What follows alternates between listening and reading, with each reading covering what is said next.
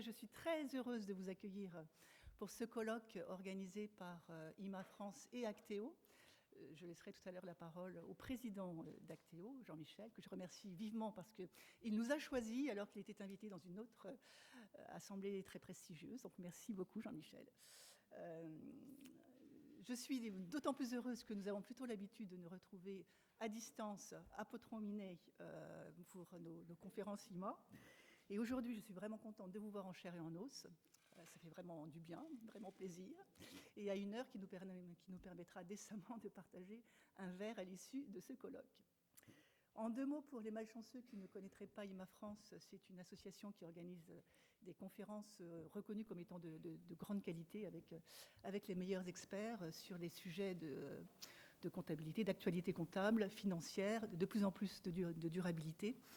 Et nous avons très souvent des membres d'IMA qui nous disent qu'ils se maintiennent à la pointe de l'actualité grâce à nos conférences dans une ambiance agréable, bienveillante, et j'en suis ravie.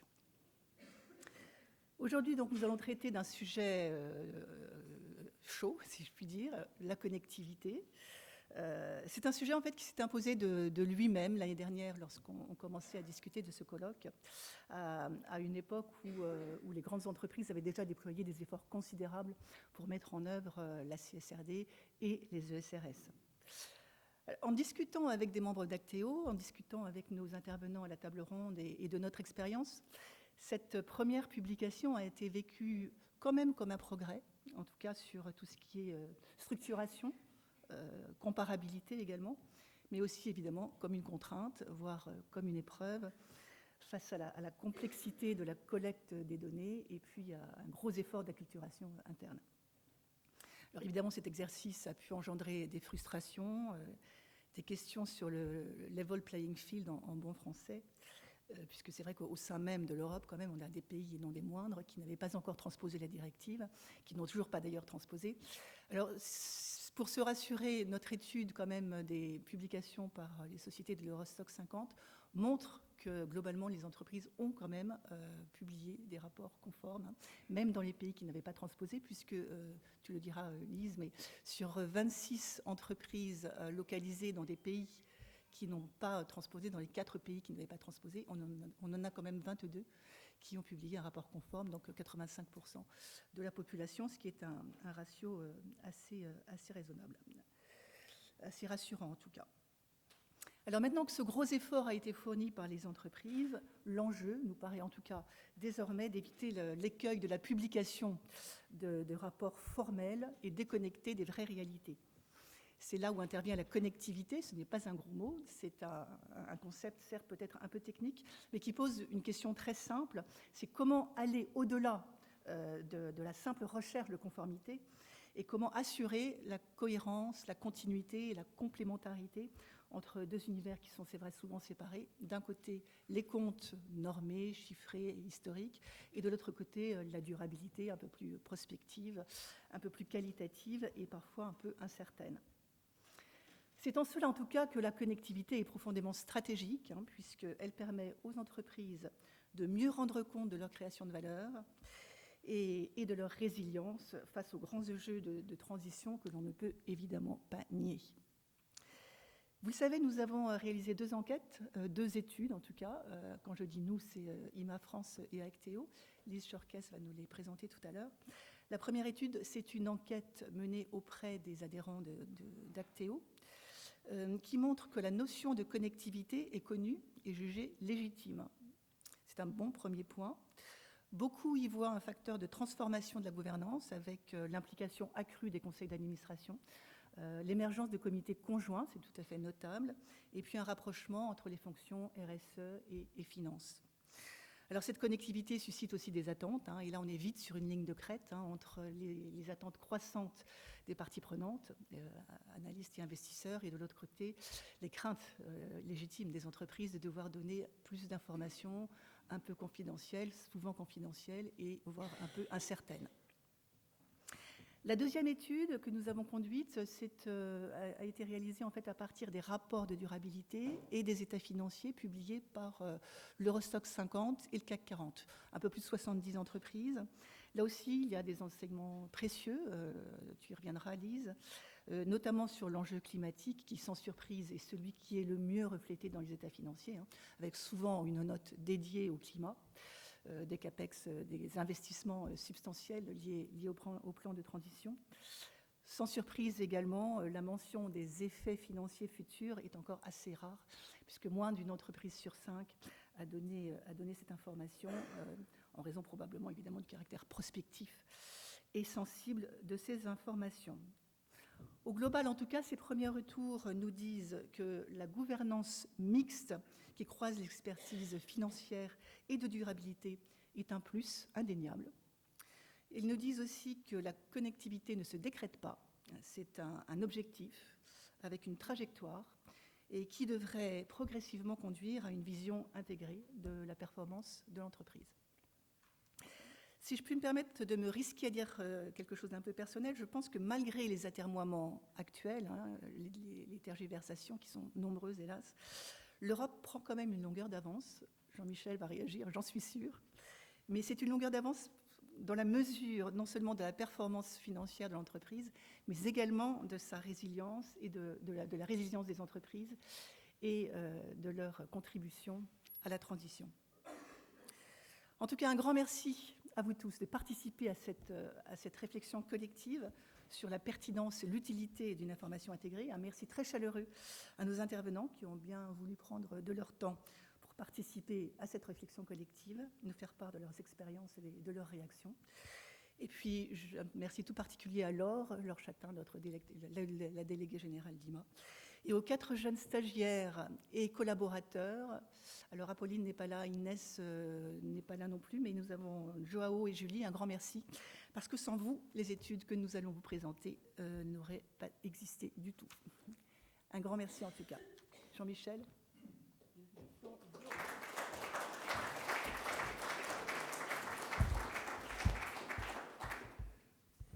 Merci Sonia. Nous aborderons, bonjour à tous, bonsoir à tous. Tout d'abord, merci d'être venus en fin de journée. C'est toujours un peu difficile de se mobiliser sur les fins de journée comme ça. Merci Sonia. Pour ce qui concerne la longueur d'avance de l'Europe, je pense que nous aurons l'occasion d'en parler peut-être pendant le panel et après au moment du cocktail, je pense. Alors, je vais vous dire quelques mots rapides pour vous parler d'Actéo d'abord, que beaucoup d'entre vous connaissent, mais peut-être pas tous, puisque nous avons une population un peu mixte avec des financiers et des non-financiers. Donc Actéo, c'est une association qui est proche du MEDEF et qui a été créée pour aider les groupes français il y a plus de 20 ans dans la mise en place des normes comptables internationales. Donc on est dans les normes, hein. Et le grand thème au départ, c'était la mise en place des IFRS. C'était un sujet facile, j'ai l'impression, par rapport à ce que nous voyons aujourd'hui avec la durabilité qui va beaucoup plus loin, en profondeur, dans l'entreprise, pour des mises en place un peu compliquées. Aujourd'hui, nous sommes toujours sur les évolutions de normes comptables, mais sont venues se rajouter très naturellement les normes sur la durabilité. Nous agissons la plupart du temps en collaboration avec l'AFEP et le MEDEF auprès des instances comptables internationales, en particulier l'IASB et les FRAG. Actéo, aujourd'hui, c'est 60 membres où l'on compte les plus grands groupes français cotés. Tous participent à des réunions d'échange régulières sur les différents thèmes de l'actualité comptable internationale. Ça, c'est le travail de Lise, un travail de fourmi. Elle tient son affaire de façon très professionnelle et on est plusieurs à vraiment s'en féliciter. Alors, en définitive, nous, Actéo, on représente la voix des entreprises et exclusivement cela. Donc, il n'y a pas de cabinet, de conseil. Non, c'est uniquement la voix des entreprises. Revenons un peu au colloque. Très rapidement, nous avons pensé, comme Sonia l'a dit, avec Sonia et Lise, qu'il serait utile de vous présenter un premier retour sur ces nouveaux rapports sur la durabilité avec un focus sur la connectivité. Certes, tout n'est pas encore parfait. Il y a, semble-t-il, un besoin de stabilisation et on espère tous, je crois, des adaptations et des simplifications. Je pense que c'est un sujet qu'on peut quand même aborder lors du panel et ensuite, plus important, lors du cocktail. C'est clairement un souhait, au moins du côté des entreprises. Nous avons cependant à présent une base. Nous avons une base qui nous permet de donner un éclairage sur le travail accompli, gros travail. Cette base a vocation à être améliorée avec le temps. Comme toujours au démarrage, il y a des incompréhensions qui ont conduit à des excès, des coûts supplémentaires. J'ai touché j'ai eu à l'oreille j'ai assisté à quelques conseils où les choses ont été pas trop faciles à faire comprendre aux administrateurs, notamment non français et non européens, qu'il fallait en passer par là, parce que pourquoi vous faites ça, hein? Chez nous, c'est pas obligatoire, mais bon, la France au moins et l'Europe un peu moins est passée sur ce reporting qui amènera à terme quelque chose, je pense, d'important. L'étude a été portée par Sonia et Lise. Lise a mis à disposition les moyens d'Actéo, moyens centraux très petits, mais nos membres, c'est quand même du monde et une force intellectuelle et technique sur laquelle on s'appuie tous les mois au cours de nos réunions plénières. Ils ont pu, avec les forces et les stagiaires que nous avons mis sur le pont, on a pu éplucher les 71 rapports annuels, dont 100% sont ceux du CAC 40. Donc il y a quand même un côté significatif intéressant qui ressort de cette étude. Vous allez voir tout ça avec la présentation de Lise. Elle va vous donner tous les résultats de cette étude. Nous avons aussi mis à contribution les membres, donc les techniciens d'Actéo, qui nous ont fait partager leur expérience en ce domaine. Avant la présentation, je vais remercier Sonia, bien sûr, et Lima, qui a pris l'initiative de lancer ce colloque. Lise, bien sûr, et les membres d'Actéo pour ce travail qui a pris, me semble-t-il, plus de temps que prévu. Ça devait être une formalité. Finalement, j'ai vu beaucoup de mails s'échanger pendant l'été, et puis je ne parle pas du mois de septembre, où c'était quand même assez dense. Je vais aussi remercier pour sa présence ce soir Robert Ophel, président de l'Autorité des normes comptables, qui partagera avec nous sa vision du normalisateur français et européen en lien avec les travaux de l'EFRAG, et en particulier sur les objectifs assignés à la connectivité, mais aussi pour en déterminer quelles en seraient peut-être les limites. Ces éclairages ouvriront la voie à la table ronde qui sera animée par Cédric Tonnerre, associé chez Forvis Mazars, qui a beaucoup travaillé sur la préparation de la table ronde, qui a amené les membres du panel. Les échanges devraient permettre de croiser les regards sur des préparateurs et des utilisateurs autour de deux grandes questions. La première, quelles ont été les priorités, les succès et les difficultés de ce premier exercice 2024 ? La deuxième, c'est comment aborder la suite et en particulier la clôture 2025 avec le défi de penser une performance plus globale, combinant performance financière et performance extra-financière. Tout cela en cherchant, bien sûr, à ne pas alourdir, voire alléger l'ensemble de ces travaux. Ça, c'est l'entreprise qui parle. Nous avons eu la chance de pouvoir réunir pour ce débat ce panel prestigieux que je remercie chaleureusement avec Éric Campos, qui est directeur de l'engagement sociétal de Crédit Agricole SA. Il est là, oui, Éric, voilà. Carole Siroux, présidente qui n'est pas là. Elle est là? Non, pas encore. Présidente d'ETI Finance, Mathieu Connac qui est là. Responsable du programme Green Deal chez Bouygues. Jean-Luc Di Paola Galloni, directeur du développement durable chez Valeo. Je crois qu'il a d'autres fonctions aussi, les affaires publiques, je crois, et d'autres babioles dans son portefeuille. Je connais un peu Valeo, j'y ai passé quelques années. Et enfin, Pierre-François Riolacci, que je n'ai pas vu encore, il est là. Pierre-François Riolacci, directeur général adjoint en charge des finances, de l'ESG et des achats chez Engie. Gouvernance très intéressante en ce qui me concerne, le sujet qui m'intéresse. Bien sûr, je remercie aussi l'animateur du panel en la personne de Cédric Tonnerre. Et maintenant, place à la présentation de l'étude par Lise Chorkes. Lise, the floor is yours, comme on dit maintenant.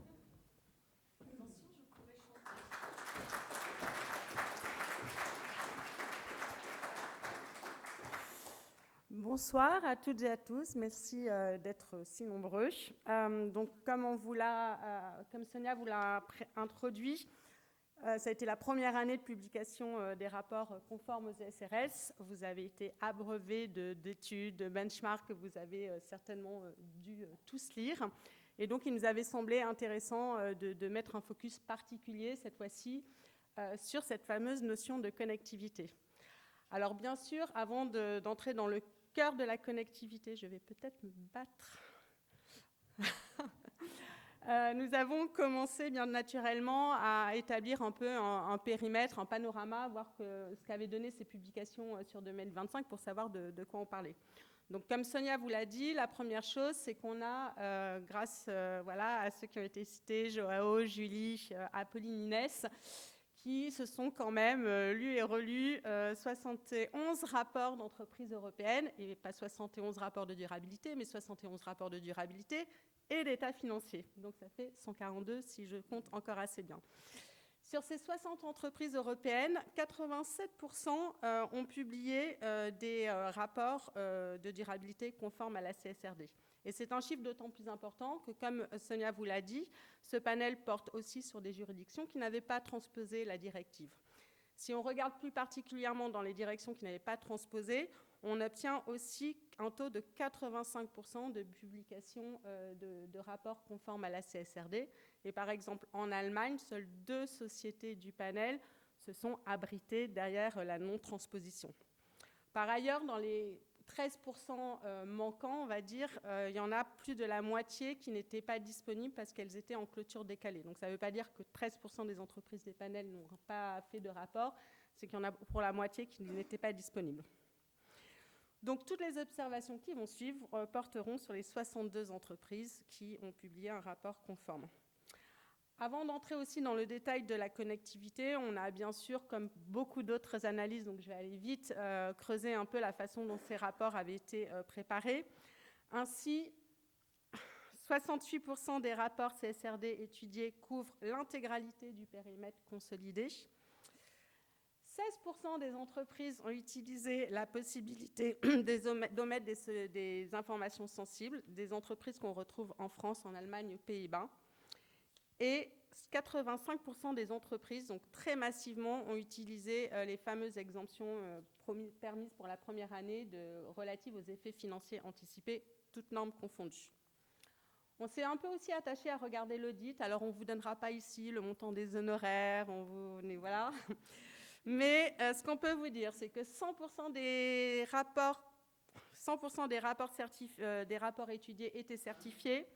Dans 100% par les BIG, donc par opposition aux ETI, on peut dire grands perdants de l'exercice. Cédric avait bien aimé le petit poisson, je vous laisse juge. 99% par les auditeurs qui étaient aussi les auditeurs des états financiers, donc c'est déjà un énorme pas peut-être vers la connectivité. Et enfin, chose notable, 50% des sociétés françaises ont choisi le coaudit alors qu'elles n'y étaient pas obligées. Alors, avant de rentrer dans la connectivité, bien évidemment, connectivité, il faut identifier les enjeux matériels. Alors, la première chose, c'est donc identifier les enjeux matériels sur lesquels un lien un peu plus fort avec les effets financiers pouvait être attendu. Petite difficulté, finalement, 23% des entreprises seulement présentaient une vraie matrice de matérialité où il était très facile d'aller repérer les impacts matériels sur le point de vue impact et le point de vue financier. Et quand c'était présenté, ces matrices, c'était assez hétérogène aussi. Certaines partaient sur des zéros, d'autres sur des enjeux. Bref, nos vaillants collaborateurs ont quand même réussi à tracer une grille qui va vous paraître assez sans surprise. Sur la matérialité d'impact, le climat atténuation arrive comme grand champion. Ensuite, on a les conditions de travail, enfin la force de travail, puis le climat adaptation et l'énergie. Concernant la matérialité financière, cette fois-ci, on retrouve aussi le climat, mais dans la version adaptation, suivi d'atténuation, corruption et énergie. Les thèmes qui ressortent comme étant non matériels, le plus souvent, sont la biodiversité, les ressources aquatiques et la pollution, et on verra plus tard que ça peut paraître surprenant. Avant de nous intéresser à la connexion pure et dure entre les rapports de durabilité et les états financiers, toujours dans une optique de connectivité, mais plutôt interne aux entreprises, il nous avait semblé pertinent d'observer si les enjeux matériels étaient toujours associés à des politiques, des plans d'action. En effet, on pouvait s'attendre à ce que l'existence de politiques et de plans d'action entraîne des impacts financiers à plus ou moins long terme. Alors, ce qu'on observe, c'est que 20% des enjeux matériels n'ont pas de plan d'action directement associé et 79% n'ont ni cible ni indicateur attaché. Néanmoins, les enjeux auxquels une politique ou plan d'action ne sont pas spécifiquement associés sont finalement les thèmes qui sont ressortis le moins matériels dans les matrices de matérialité. Donc pollution, eau et biodiversité. Donc finalement, là aussi, il y a quand même une certaine cohérence. Par contre, dans tous les rapports, on retrouve des politiques, des actions et des cibles pour les enjeux en lien avec le climat qui commencent bien à se détacher. L'existence de plans de transition nous paraissait être également un bon indicateur et intéressant dans la recherche de connectivité. On a observé quand même que 80% des entreprises de notre panel déclarent avoir un plan de transition conforme ESRS, avec des trajectoires de réduction d'émissions de GES calculées à 92% avec le GHG Protocol, aligné à 95% avec les accords de Paris et validé dans 77% des cas par une initiative scientifique. Nous sommes donc en mesure de nous attendre à des efforts importants pour atteindre ces objectifs. Des financements ou des investissements sont-ils prévus du coup en soutien de ces plans ? Eh bien, 50% des entreprises déclarent avoir des lignes de financement dédiées pour la mise en œuvre des politiques, principalement sous la forme de green bonds, ou de Sustainability Linked Loans qui ont été directement fléchés dans les rapports pour assumer des politiques ou des plans d'action. Outre ces financements spécifiques, les entreprises prévoient également des CAPEX et des OPEX pour mettre en place leurs politiques. On a recensé plus de 93 milliards d'euros de CAPEX et 22 milliards d'OPEX, hors taxonomie, qui sont portés par 43% du panel. C'est-à-dire que voilà, pour les autres, l'information n'était pas communiquée ou ne se retrouvait que dans la taxonomie, ce qui était le cas par exemple de l'industrie automobile allemande, qui ne communique rien dans son rapport de durabilité, juste dans les tableaux taxonomie. Ces 93 milliards de CAPEX sont essentiellement portés par le secteur énergie, ressources, environnement et automobile et transport. Ces investissements hors taxonomie concernent là encore principalement les enjeux environnementaux dans plus de 80% des cas. Le climat ressort donc très nettement comme l'enjeu prioritaire pour l'ensemble des entreprises du panel, tant au niveau des matrices de matérialité, d'impact et financière. L'enjeu climatique est également celui qui mobilise le plus de ressources financières, que ce soit en termes de financement ou d'investissement réalisés ou planifiés. On peut dire donc qu'il existe une connexion entre la matérialité de l'enjeu climat et les ressources financières allouées sur ce thème. La connexion est moins évidente pour d'autres enjeux tels que la corruption, thème qui ressort pourtant assez haut dans les matrices de matérialité financière, alors qu'il n'y a pas de financement associé, ni même parfois de plan d'action. Inversement, alors que les enjeux de pollution et biodiversité sont assez bas dans les matrices, finalement, ils sont souvent associés à des financements ou des investissements dédiés. Venons-en maintenant à cette fameuse liaison avec les états financiers. Alors, on observe que 74% des entreprises présentent une note dédiée au climat dans leurs annexes. Dans cette note climat, généralement, on y retrouve toute la description des risques, les engagements, les impacts réels ou potentiels et la façon dont ces impacts ont été pris en compte pour construire les états financiers. Chose qu'on retrouve aussi assez souvent, souvent en lien avec les immobilisations. Donc, si l'enjeu climatique est bien représenté dans les états financiers, on observe par contre qu'il n'existe aucune note dédiée à d'autres thèmes, y compris pour des risques classés matériels au plan financier dans les matrices de matérialité. Au-delà des notes spécifiquement dédiées, donc la grosse note qu'on va retrouver en introduction des états financiers, nous avons également recherché tout ce qui pouvait être mention ESG quelque part dans les états, et on a retrouvé des mentions en lien avec la durabilité dans plusieurs notes, pour l'essentiel concernant les enjeux climatiques, toujours, et principalement dans les notes immobilisation, dépréciation, provision et risque de crédit selon les différents secteurs. Le contraste entre les enjeux climatiques et les autres enjeux ESG est donc important. Finalement, seul le premier fait l'objet d'un traitement structuré avec des paragraphes ou des notes spécifiques et un positionnement bien établi dans les états financiers. Petit focus sur les notes sur les immobilisations, puisque vous avez compris que c'était ça aussi qui captait le plus l'attention dans la connexion durabilité. Dans 65% des entreprises du panel, il y a une mention aux enjeux climatiques dans les notes sur les immobilisations. Alors, pour 13% d'entre elles, c'est une vague notion, on ne va pas se voiler la face, c'est nous avons bien pris en compte l'enjeu climatique dans la valorisation ou dans les tests de dépréciation.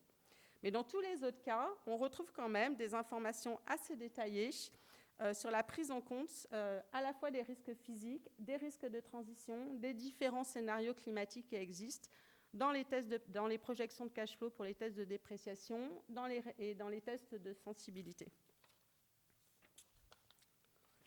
Si on en vient maintenant aux effets financiers liés aux enjeux ESG, donc on a dissocié deux natures d'effets financiers, les effets financiers de la période et ces fameux financiers futurs attendus. Si on regarde les effets financiers constatés sur la période, alors, il est écrit ici, 19% des entreprises ont reconnu des effets financiers sur la période en lien avec un sujet ESG. J'attire votre attention que ce n'est pas toujours explicitement dit, que c'est que nous sommes allés chercher nous-mêmes ces effets financiers. C'est-à-dire qu'on a screené les états financiers et tout ce qui nous paraissait impact lié avec l'environnement, le social ou la gouvernance, on les a remontés ici. Et 18% par contre déclarent explicitement ne pas avoir d'effets financiers sur la période. Quand les impacts comptables de la période sont observés, ils portent sur 4 thèmes principaux que sont le climat, donc sans surprise, la pollution, la conduite des affaires et l'économie circulaire. Et, je vous l'ai dit, 92% de ces effets, de ces mentions ont été retrouvés dans les états financiers et finalement sont assez peu reprises dans les rapports de durabilité, voire carrément absents dans 42% des cas. Donc ces thèmes pollution, climat sont en ligne avec les enjeux de matérialité, sauf peut-être pollution qui constitue 21% des états financiers constatés sur 2024. Alors comme je vous l'ai dit au préalable, il ressort assez bas dans les matrices de matérialité. Donc peut-être que sur pollution, l'enjeu de connectivité est à revoir. Sur les effets financiers futurs attendus, bon ben là, vu l'utilisation massive de l'exemption, finalement, on a quand même identifié des mentions dans 19% des cas. Et à chaque fois, on a la France et l'Espagne sont les deux seuls pays dont les entreprises ont fait mention explicite d'effets financiers attendus. Et par contre, aucune tendance sectorielle ne se dégage. Les principaux enjeux sur lesquels portent ces effets attendus sont le climat dans 100% des cas, où les effets financiers sont communiqués, et dans une moindre mesure, les enjeux de pollution et d'économie circulaire. Et quand on a des informations, le gros paquet porte sur les actifs qui encourent un risque physique. Alors là, on a eu beaucoup de notes sur la valeur comptable des actifs à risque physique, avec beaucoup d'explications comme sur les études de sensibilité, probablement de nombreux assureurs. Et il y a une seule entreprise qui a complété avec une indication chiffrée sur le revenu associé à ces actifs à risque. On retrouve ensuite des mentions sur des impacts relatifs à la chaîne de valeur, au coût des assurances, mais toujours en lien avec le risque physique, et au coût de dépollution des sites. Et un seul groupe a fait le continuum, à savoir qu'il a parlé des effets financiers attendus futurs en lien avec les impacts déjà constatés en 2024 sur son risque avéré. Comme le disait Sonia, nous avons voulu aussi savoir si comment s'étaient gérés un peu ces rapports et si cette gouvernance avait eu un effet sur nos observations. Alors, si la direction financière est très majoritairement impliquée dans la mise en œuvre du rapport de durabilité, elle en assure plus rarement le pilotage stratégique, dans seulement 17% des cas. De même, nous avons essayé d'identifier à travers les différents rapports s'il y avait des mentions spécifiques de process qui avaient été mis en place pour assurer cette connectivité. Et on retrouve cette information dans 21% des cas, ce qui confirme les données de notre enquête interne Actéo qui relève, elle, un taux de process chez 38% de nos adhérents. Alors que ce soit l'existence d'un process ad hoc ou le pilotage du rapport par la finance, nous avons pu constater que cela avait eu des effets positifs sur la présence d'indications d'effets financiers sur la période ou d'effets financiers futurs. Et l'existence d'un process sur la connectivité semble en plus avoir des effets positifs sur une présentation plus importante de mentions à des sujets ESG dans les états financiers à travers une note dédiée ou des notes dispatchées. Donc, en conclusion, sans grande surprise, il est difficile de conclure sur la connectivité entre rapport de durabilité et rapport financier à l'issue de ce premier exercice d'application des ESRS. Il est cependant intéressant de noter que l'enjeu climatique ressort très nettement comme le plus matériel et qu'il est plutôt bien couvert. Tant au niveau de la gestion interne de ce risque, avec des politiques, des plans d'action, des plans de transition, des financements, des investissements mis au service de cet enjeu. C'est un enjeu qui est également piloté en interne via la mise en place d'un prix carbone très répandu et d'incitations financières plus répandues encore. C'est aussi le sujet le plus souvent traité au niveau des états financiers, avec de nombreuses notes dédiées ou de nombreuses mentions dans d'autres notes du rapport. Et c'est également le sujet pour lequel les effets financiers futurs sont le plus souvent évoqués, même si cela reste souvent au seul niveau du risque physique et des actifs à risque. Si le climat fait l'objet, il nous a semblé, d'un réel effort sur le plan de la connectivité, on note cependant que les autres thèmes ESG sont encore assez peu développés, alors que des effets financiers importants ont été reconnus en 2024 sur des enjeux tels que la pollution ou la conduite des affaires, aucune note n'est dédiée à ces enjeux.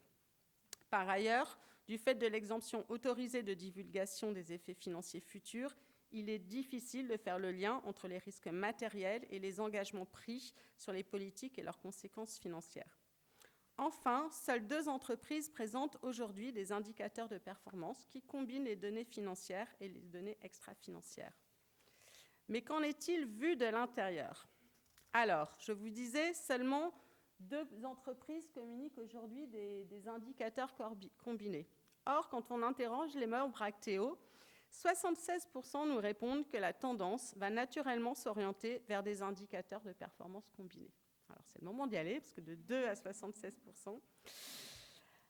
On l'a vu aussi, aujourd'hui, la connectivité, elle existe, mais elle est surtout centrée sur le climat.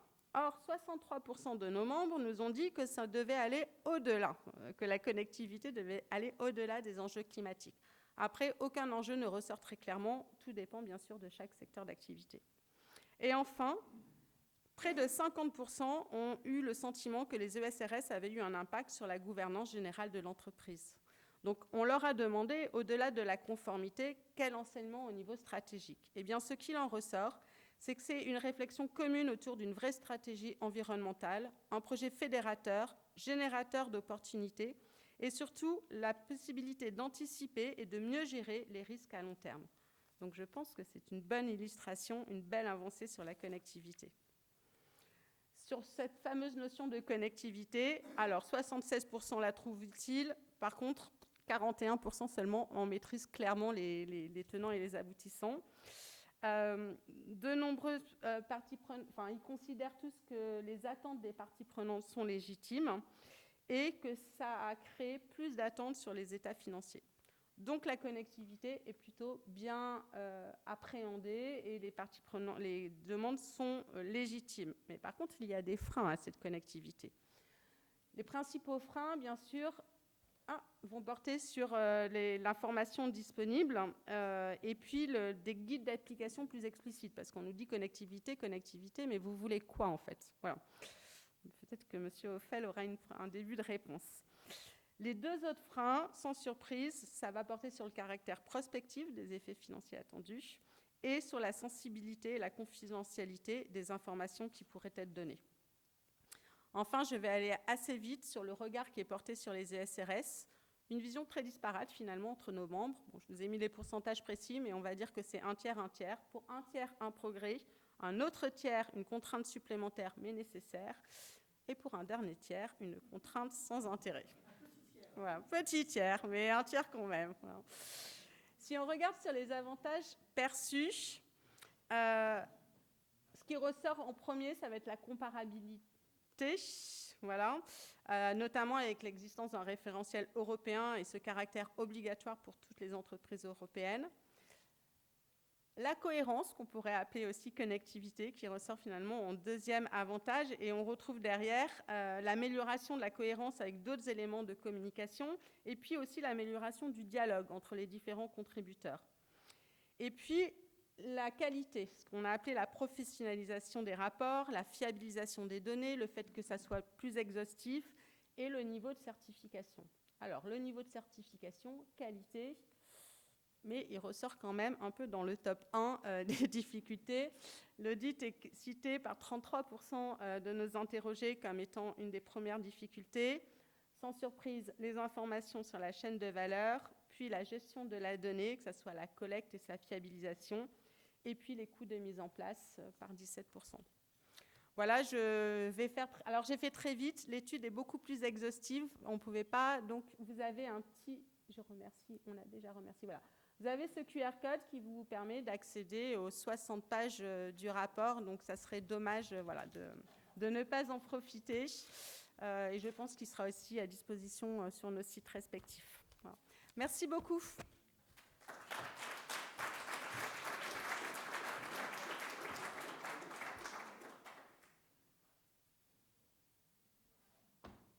Un grand merci Lise, c'était effectivement très clair. Tu as raison, n'hésitez pas à aller sur la totalité de l'étude, elle est passionnante. Monsieur le Président, Robert, cher Robert, merci de votre présence et votre participation. Merci infiniment. Et je vous confirme, il faut aller lire ce rapport en entier, ce que je fis. Et de fait, je voudrais en premier lieu remercier IMA-France et Acteo pour avoir engagé ce travail d'analyse de la communication financière des entreprises qui, pour la première année, conjuguait des états financiers établis selon les normes IFRS et des états de durabilité selon les normes CSRD et ESRS. On a vu de nombreuses analyses sur les rapports de durabilité, les comparant, mais les grands cabinets d'audit ont tous fait ça, les ONG, même les FRAG avec le Boston Consulting Group a fait un travail là-dessus. Mais je crois que c'est la première étude qui se concentre sur les interactions, globalement, entre les états financiers et les états de durabilité. Et je vous en remercie, car de fait, l'intérêt de cette démarche, c'est bien d'avoir des états qui soient cohérents et complémentaires. Cohérents et complémentaires. Car c'est l'examen conjoint des deux états qui doit permettre d'apprécier la performance de l'entreprise et la pérennité de son modèle d'affaires.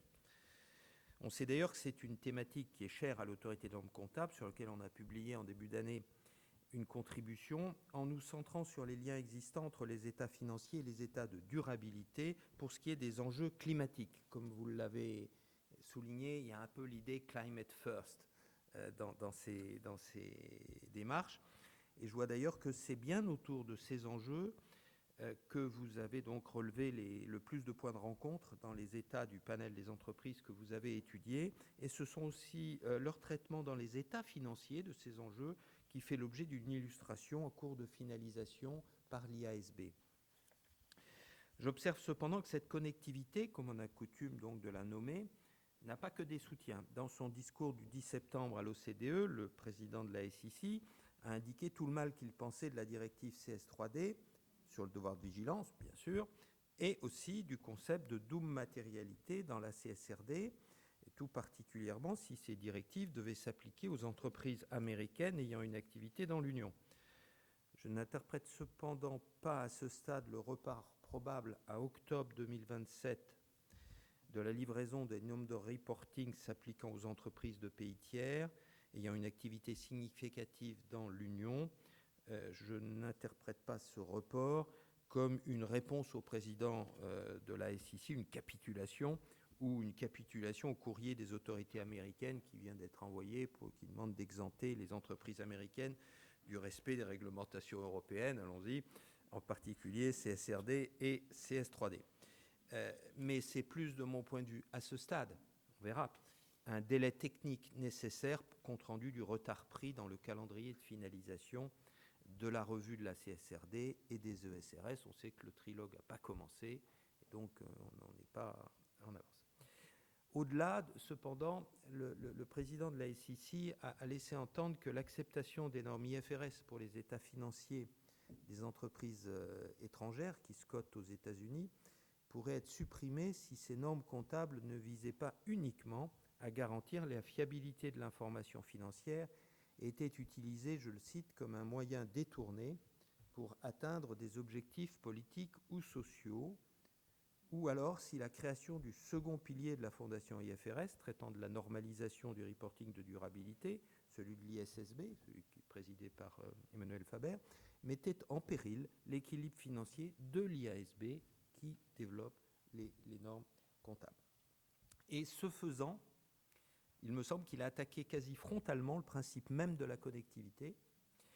Soyons clairs, je disais tout à l'heure que le reporting de durabilité devait compléter les états financiers et être en cohérence avec ceux-ci, mais l'inverse est tout aussi vrai. Les états financiers doivent être cohérents avec les états de durabilité, tant en termes de chiffres, que ce soit au niveau des provisions, des durées d'amortissement ou des tests de dépréciation, qu'en termes de commentaires portés dans ces états. Et le fait, comme vous le relevez dans votre étude, que ce soit les mêmes cabinets qui auditent les deux états, je comprends que seule une des 62 entreprises de l'échantillon n'a pas retenu cette option. Le fait que les directions financières soient très largement impliquées dans la gouvernance des états de durabilité, 53 entreprises sur 62, c'est à l'évidence des facteurs forts de cohérence. La question se pose cependant de l'avenir de cette cohérence qui commence à émerger, vous l'avez souligné, mais quel est son avenir de cette cohérence et de cette complémentarité au regard des évolutions qui pourraient intervenir dans les reportings de durabilité dans le cadre de la revue de la directive et de son règlement d'appréciation.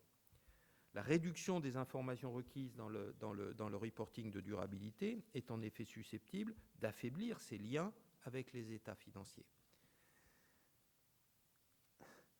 La question de l'exigence ou de l'absence d'exigence d'une quantification des effets financiers anticipés des risques et opportunités identifiés dans le reporting de durabilité est particulièrement importante dans cette perspective. Dans les ESRS actuels, les exigences relatives à la fourniture d'informations sur ces effets anticipés figurent dans ESRS 2 et couvrent donc, au-delà du climat, l'ensemble des risques et opportunités, avec cependant, dans la première année, et beaucoup l'ont utilisé, une exemption pour les informations qualitatives. Et pour les 3 premières années, une exemption pour les données quantitatives. Dans l'échantillon, vous l'avez dit, des 62 entreprises, la plupart ont fait usage de ces allègements transitoires et seules 12 ont fourni des informations qualitatives et une des informations quantitatives. Rien à dire, c'était prévu.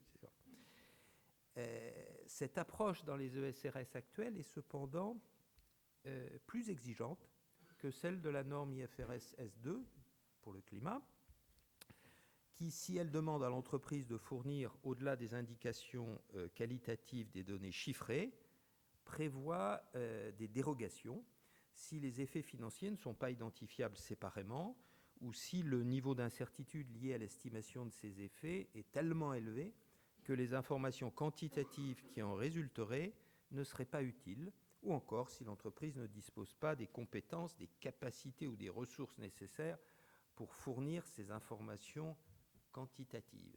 Donc on vous le voit, la norme IFRS, dans ce domaine-là, est moins disante que la norme actuelle européenne, puisqu'elle est centrée sur le climat et prévoit beaucoup d'exemptions. Le sujet étant particulièrement sensible, dans le cadre de la révision des ESRS, l'EFRAG a consulté sur 2 options. Vous savez ça, tous ceux qui ont répondu ont dû se positionner. L'une qui garderait l'exigence d'information quantitative, mais avec des exemptions, à peu près celles qui sont prévues dans la norme de l'ISSB, des détails près, mais bon, c'est pas très important de voir ça, mais en gros, on fait la même chose. On fait la même chose, mais ça ne couvre pas que le climat. Donc, on demande quantitatif, mais avec les exemptions en gros de l'ISSB sur l'ensemble des risques et opportunités Alors, après consultation des parties prenantes françaises ayant des positions pas très alignées sur le sujet, vous pouvez l'imaginer, l'autorité des normes comptables a répondu, je voudrais qu'on ait conscience, qu'elle soutenait l'option ISSB pour le seul volet climatique, dont le degré de maturité semblait désormais bien documenté, mais en remettant à zéro les compteurs pour une phase transitoire d'1 an et 3 ans. Parce que le fait qu'il y ait eu des transpositions qui n'ont pas été homogènes ferait que si on ne remet pas les compteurs à zéro dans les phases transitoires, ça ne marche pas. Ça marche pas. Donc on les remet à zéro, admettons, 1 an et 3 ans uniquement sur le climat, avec l'approche de l'ISSB et donc les exemptions qui sont prévues. Et pour les autres domaines, eh bien, l'option 2, à savoir, c'est totalement optionnel de donner ou pas des données quantitatives sur ces effets financiers annoncés. Nous verrons ce qui sera retenu in fine par les FRAG, je dirais oui, par la Commission, plus, et par les co-législateurs, certainement, sur un sujet aussi sensible. Mais il y a là, au-delà de la recherche de l'interopérabilité avec des standards internationaux qui le prévoient, et qui sont utiles, enfin, les standards internationaux, l'interopérabilité, c'est pas c'est important, mais c'est pas ça demande une réflexion. Au-delà de cette dimension importante, donc quand même d'interopérabilité, on a vu les déclarations des gens de l'ISSB et de la Fondation FRS qui étaient très à cheval là-dessus. Au-delà de ça, je crois qu'il y a un complément vraiment utile à l'information contenue dans les états financiers, et ces informations seront de fait un élément clé de connectivité entre les deux états. Connectivité repris toujours en sens de dire c'est cohérent et ça complète, c'est-à-dire ça donne des perspectives, et c'est bien ça dont les parties prenantes ont besoin, investisseurs bien sûr, mais l'ensemble de la chaîne de valeur aussi, sur les perspectives de l'entreprise. Je vais m'arrêter là parce qu'il y a une table ronde qui va, et vous m'avez mis une pression en disant je vais répondre à toutes les interrogations. Le sujet est tellement en devenir que l'on est obligé d'être prudent. Je vois que Laurence est ici et elle travaille d'arrache-pied au bord de l'EFRAG pour prendre en compte l'ensemble des réactions. Je ne sais pas combien il y en a eu, Laurence ? Plus de 700, voilà, réponse à la consultation publique. Pas toutes, et pas tout aligné, bien sûr, on peut l'imaginer. Et donc, il y a une course contre la montre pour trouver la synthèse et les bonnes formules d'ici fin novembre. Et ensuite, nous verrons. Voilà, merci beaucoup.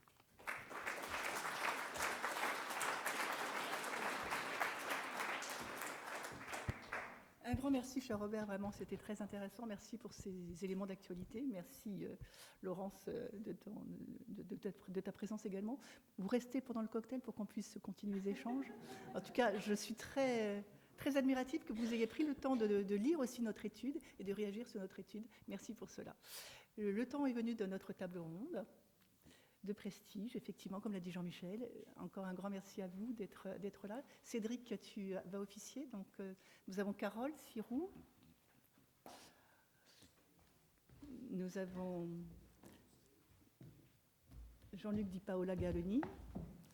Nous avons Mathieu Connac. Nous avons Éric Campos. Et nous avons Monsieur Pierre-François Riolacci.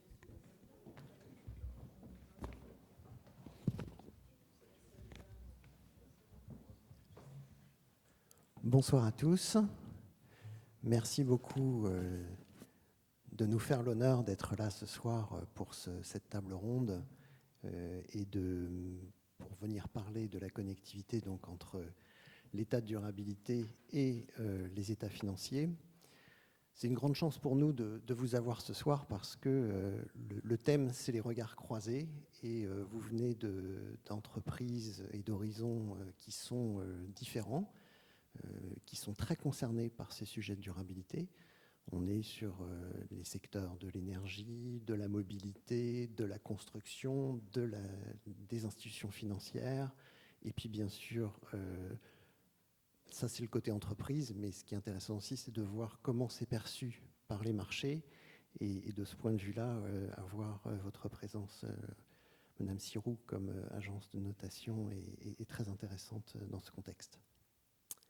Alors, ce qui va nous intéresser beaucoup aujourd'hui, c'est de voir comment vous élaborez cette information de l'intérieur, quelles sont les difficultés que vous avez rencontrées, quels sont les enjeux pour vous en termes de communication, quels sont les avantages, quelles sont les limites de cette communication. Alors quand on parle de connectivité, on est vraiment sur l'idée d'aller chercher le financier dans les états de durabilité et l'information durable dans les états financiers, et donc de croiser ces différentes informations.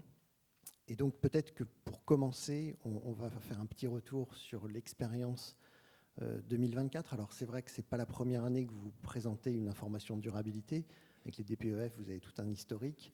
Ce qui est intéressant, c'est peut-être de comprendre dans quelle mesure il y a quelque chose d'un peu nouveau. Tout à l'heure, Lise l'a très bien évoqué, ça a été à la fois un progrès et perçu comme une contrainte aussi. Alors peut-être pour commencer, Monsieur Konak, sur ce sujet-là, comment est-ce que vous avez vécu cet exercice 2024? Est-ce que ça a changé aussi dans votre entreprise la perception interne sur ces enjeux de durabilité et sur la finance?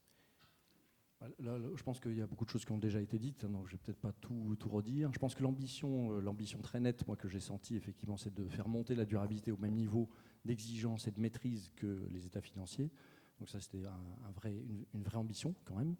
Par contre, effectivement, toutes les difficultés ont été un petit peu relatées. Par rapport à la finance, je pense que j'en relèverai quand même quelques-unes, et c'est important de le rappeler, c'est que la première chose, ça a été le périmètre, ça a été la plus grosse difficulté, avec des gens qui, peut-être en DPEF, n'étaient pas sur la totalité du périmètre quand ils s'exprimaient. Donc là, déjà, d'aller chercher des données, des informations sur l'ensemble du périmètre, c'est un gros challenge. Le deuxième, je pense que ça n'a pas échappé, c'est la notion de moyen terme et de long terme qui dépasse ce que l'on fait en finance. Donc là, il y a des sujets de compréhension de cette acceptation du moyen et du long terme qui a été assez compliqué. Les data, je pense que ça, c'est un sujet qui est quand même colossal, c'est-à-dire qu'en fait, il fallait aller chercher la chaîne de valeur, ce qu'on n'a pas l'habitude de faire en finance du tout. Donc, aller chercher des informations dans les chaînes de valeur, ça a été très compliqué. Et puis, on se rend compte quand même qu'on n'est pas du tout équipé comme les équipes de finance. Il n'y a pas d'équipe comptable côté durabilité. Donc, cet aspect de se mettre en connectivité avec la finance, c'est-à-dire déjà d'avoir le même exercice, c'est-à-dire de ne pas être en décalé, d'avoir le même exercice, de clôturer les comptes donc durabilité au 31-12, peu comme la finance, c'est un défi colossal pour beaucoup d'indicateurs. Les indicateurs sont très complexes, très compliqués, très étendus, donc il y a pas mal de difficultés là-dessus. Et puis je pense que la plus grosse difficulté, on est là aussi je pense là-dessus, c'est la notion d'évaluation des sujets de durabilité sur le plan financier. Donc on a parlé de connectivité, mais il y a aussi la notion de se dire, est-ce que c'est un sujet qui concerne la durabilité ou est-ce que c'est un sujet qui concerne le reste du business? C'est très difficile de faire la part des choses dans certains cas. Donc sur un groupe comme le nôtre qui est plutôt axé sur des projets, je pense que la notion de connectivité, elle se passe moins dans les comptes que dans l'engagement. Donc ça a été un sujet, c'est-à-dire de renforcer la gouvernance sur le sujet de la durabilité et de faire en sorte que les prises de décision soient communes entre des arbitrages financiers et des arbitrages de durabilité. Intéressant cette question de l'arbitrage, et ça me fait penser justement à l'autre élément qui était mentionné tout à l'heure dans l'étude, qui est qu'au-delà de la complexité organisationnelle, finalement ce qui va compter, c'est la façon dont s'organise la gouvernance au sein de cet exercice. Peut-être, Monsieur Riolacci, sur ce sujet de la gouvernance, vous avez déjà expérimenté depuis quelques années cette espèce de fusion entre le financier et la durabilité. Comment est-ce que vous l'avez perçu, comment vous l'avez vécu dans votre groupe? Oui, bon, fusion, c'est peut-être un mot excessif, mais effectivement, proximité, puisque chez Engie, les activités financières ESG sont sous le même membre de l'Excom, donc en l'occurrence moi, et ça fait déjà quelques années. Hein, donc, effectivement, alors la raison en est évidente, c'est que les sujets, pour nous qui sommes un énergéticien, les sujets climatiques sont absolument centraux, non seulement dans le reporting, mais aussi dans la stratégie et dans la décision d'investir. Ça réduit le problème. Donc en termes de connectivité, ça fait longtemps que notre courbe de CO2 fait partie des engagements, fait partie de la stratégie, des décisions d'investir. Donc tout à fait logique qu'on ait mis au centre la partie climat, pour être honnête, effectivement de la partie environnement. Et là, elle est tout à fait centrale. Donc cette gouvernance, elle est complètement intégrée, de facto. Donc et la manière dont on a géré ça avec le conseil d'administration, donc on a un CEDD, hein, donc qui est le comité éthique, environnement, développement durable, qui est en charge de la partie stratégique, mais toute la partie reporting est repassée sous le comité d'audit. Et de manière très opérationnelle, c'est la direction financière, parce qu'elle a la profondeur de réseau, parce qu'elle a l'habitude des workflows, parce qu'elle a l'habitude de contrôles internes qui sont quand même extrêmement denses. Et donc on a repris toute la structure. Alors le périmètre, on a géré ça par la direction financière, l'outil par la direction financière. Donc effectivement, on a retrouvé les moyens, et vous savez ce que c'est d'une direction financière, pour exécuter, et ça a été objectivement très efficace. D'ailleurs, très peu coûteux, puisqu'on l'a pris en marginal. Moi, mes coûts de CSRD, pour être tout à fait franc, se réduisent à des coûts d'audit. Donc, qui d'ailleurs, on a eu de la chance, on avait l'appel d'offres de nos auditeurs exactement au même moment, pas eux, ils n'ont pas eu de chance, ça nous a permis de faire tout passer en même temps, donc on a fait la CSRD avec un coût objectivement très marginal, pour un groupe qui est quand même très gros et pour qui c'est très central. Donc moi je suis un grand chantre de l'intégration de production, ça a été extrêmement efficace et ça nous a permis quand même d'avoir des données de qualité, même si on avait déjà, pour être franc, un coup d'avance, parce que ça faisait longtemps qu'on reportait sur pas mal de KPI environnementaux, donc ça a objectivement très bien marché. Très bien, merci beaucoup. Monsieur Di Paola Gaoloni, dans votre secteur, l'intégration aussi entre les chiffres et la durabilité est quelque chose de très prégnant chez Valeo. Est-ce que vous avez le même ressenti que Monsieur Riolacci concernant la gouvernance, ou est-ce que vous pensez qu'il y a quand même des spécificités de votre secteur ou d'autres entreprises qui vous amènent à notre regard? Merci pour la question et je suis ravi d'être là. Merci pour l'invitation. Non, c'est exactement... et c'est pas parce que j'ai démarré ma carrière quand j'étais tout jeune dans ce qui s'appelait Gaz de France, mais on est complètement, complètement alignés. J'apporterai déjà une remarque peut-être d'ordre culturel d'entreprise. Et c'est pas le président d'Actéo qui nous connaît bien qui me contredira. Chez nous, évidemment, de toute façon, c'est une culture financière. Et je suis totalement d'accord avec mon prédécesseur. Il y a en fait, non seulement pour une raison d'efficacité, de raison de coût, et tout simplement de crédibilité des données supplémentaires que la CSRD exigeait, ça allait beaucoup plus vite. Et je peux vous citer un exemple qui est assez parlant chez nous, et c'est le cas dans n'importe quelle très grande multinationale. Le réseau HSE est très complexe à gérer quand vous descendez dans des granularités d'usines dans des pays lointains. Et souvent, je prends un exemple qui est très connu, quand vous maîtrisez l'anglais et le français, vous savez très bien que dans nos deux langues, la virgule et le point n'ont pas la même signification dans les chiffres. Et beaucoup de fois, vous vous retrouvez avec une usine à 400 km de Bangkok qui vous répertorie des datas environnementales erronées, divisées par 3, multipliées par 3, parce que tel Excel file va partir en langue française, en langue anglaise, etc. Donc, il y a ce genre de maîtrise, il n'y a que la finance pour vraiment avoir le bon pilotage. Maintenant, ce qui a été très intéressant pour reprendre ce que le propos, c'est-à-dire quelle a été la pondération et l'influence du développement durable par rapport à la finance. Moi, j'ai jamais eu aucun problème avec le CFO et évidemment non plus avec le CEO. Chez nous, l'ADN du développement durable existe depuis toujours parce que là aussi, exactement comme pour Engie, chez nous, on ne s'est pas inventé le leader du véhicule électrique pour rien. Je veux dire, c'est quelque chose qu'on a anticipé même quand on faisait des moteurs thermiques. pour des raisons de coût, pour des raisons de culture, de produits, en fait, la dimension environnementale, bien au-delà d'ailleurs de la dimension climatique, et notamment dans des dimensions qui étaient intéressantes et présentées plus en avant au début, c'est-à-dire celle de la circularité, de la réutilisation des matériaux, de la réduction des scraps dans les déchets, est quelque chose qui est de toute façon très automatisé dans la culture du groupe. Donc pour nous, y associer une lecture financière uniquement parce que la CSRD apparaît, c'est vraiment une grosse restriction. Nous, on y a vu aussi un pilotage très intéressant, là où y faire toujours des gains, et notamment, c'est particulièrement utile dans le contexte que vit notre secteur. C'est-à-dire que c'est aussi une façon de, je dirais, pousser et encourager les équipes à y voir aussi des objectifs opérationnels extrêmement intéressants, au-delà des interdépendances de connectivité qu'on a pu voir. Très bien, merci beaucoup. Je voudrais faire un petit pas de côté pour dézoomer encore un peu plus sur les parties prenantes, parce qu'on s'est intéressé dans un premier temps à l'organisation, puis ensuite à la façon d'organiser la gouvernance.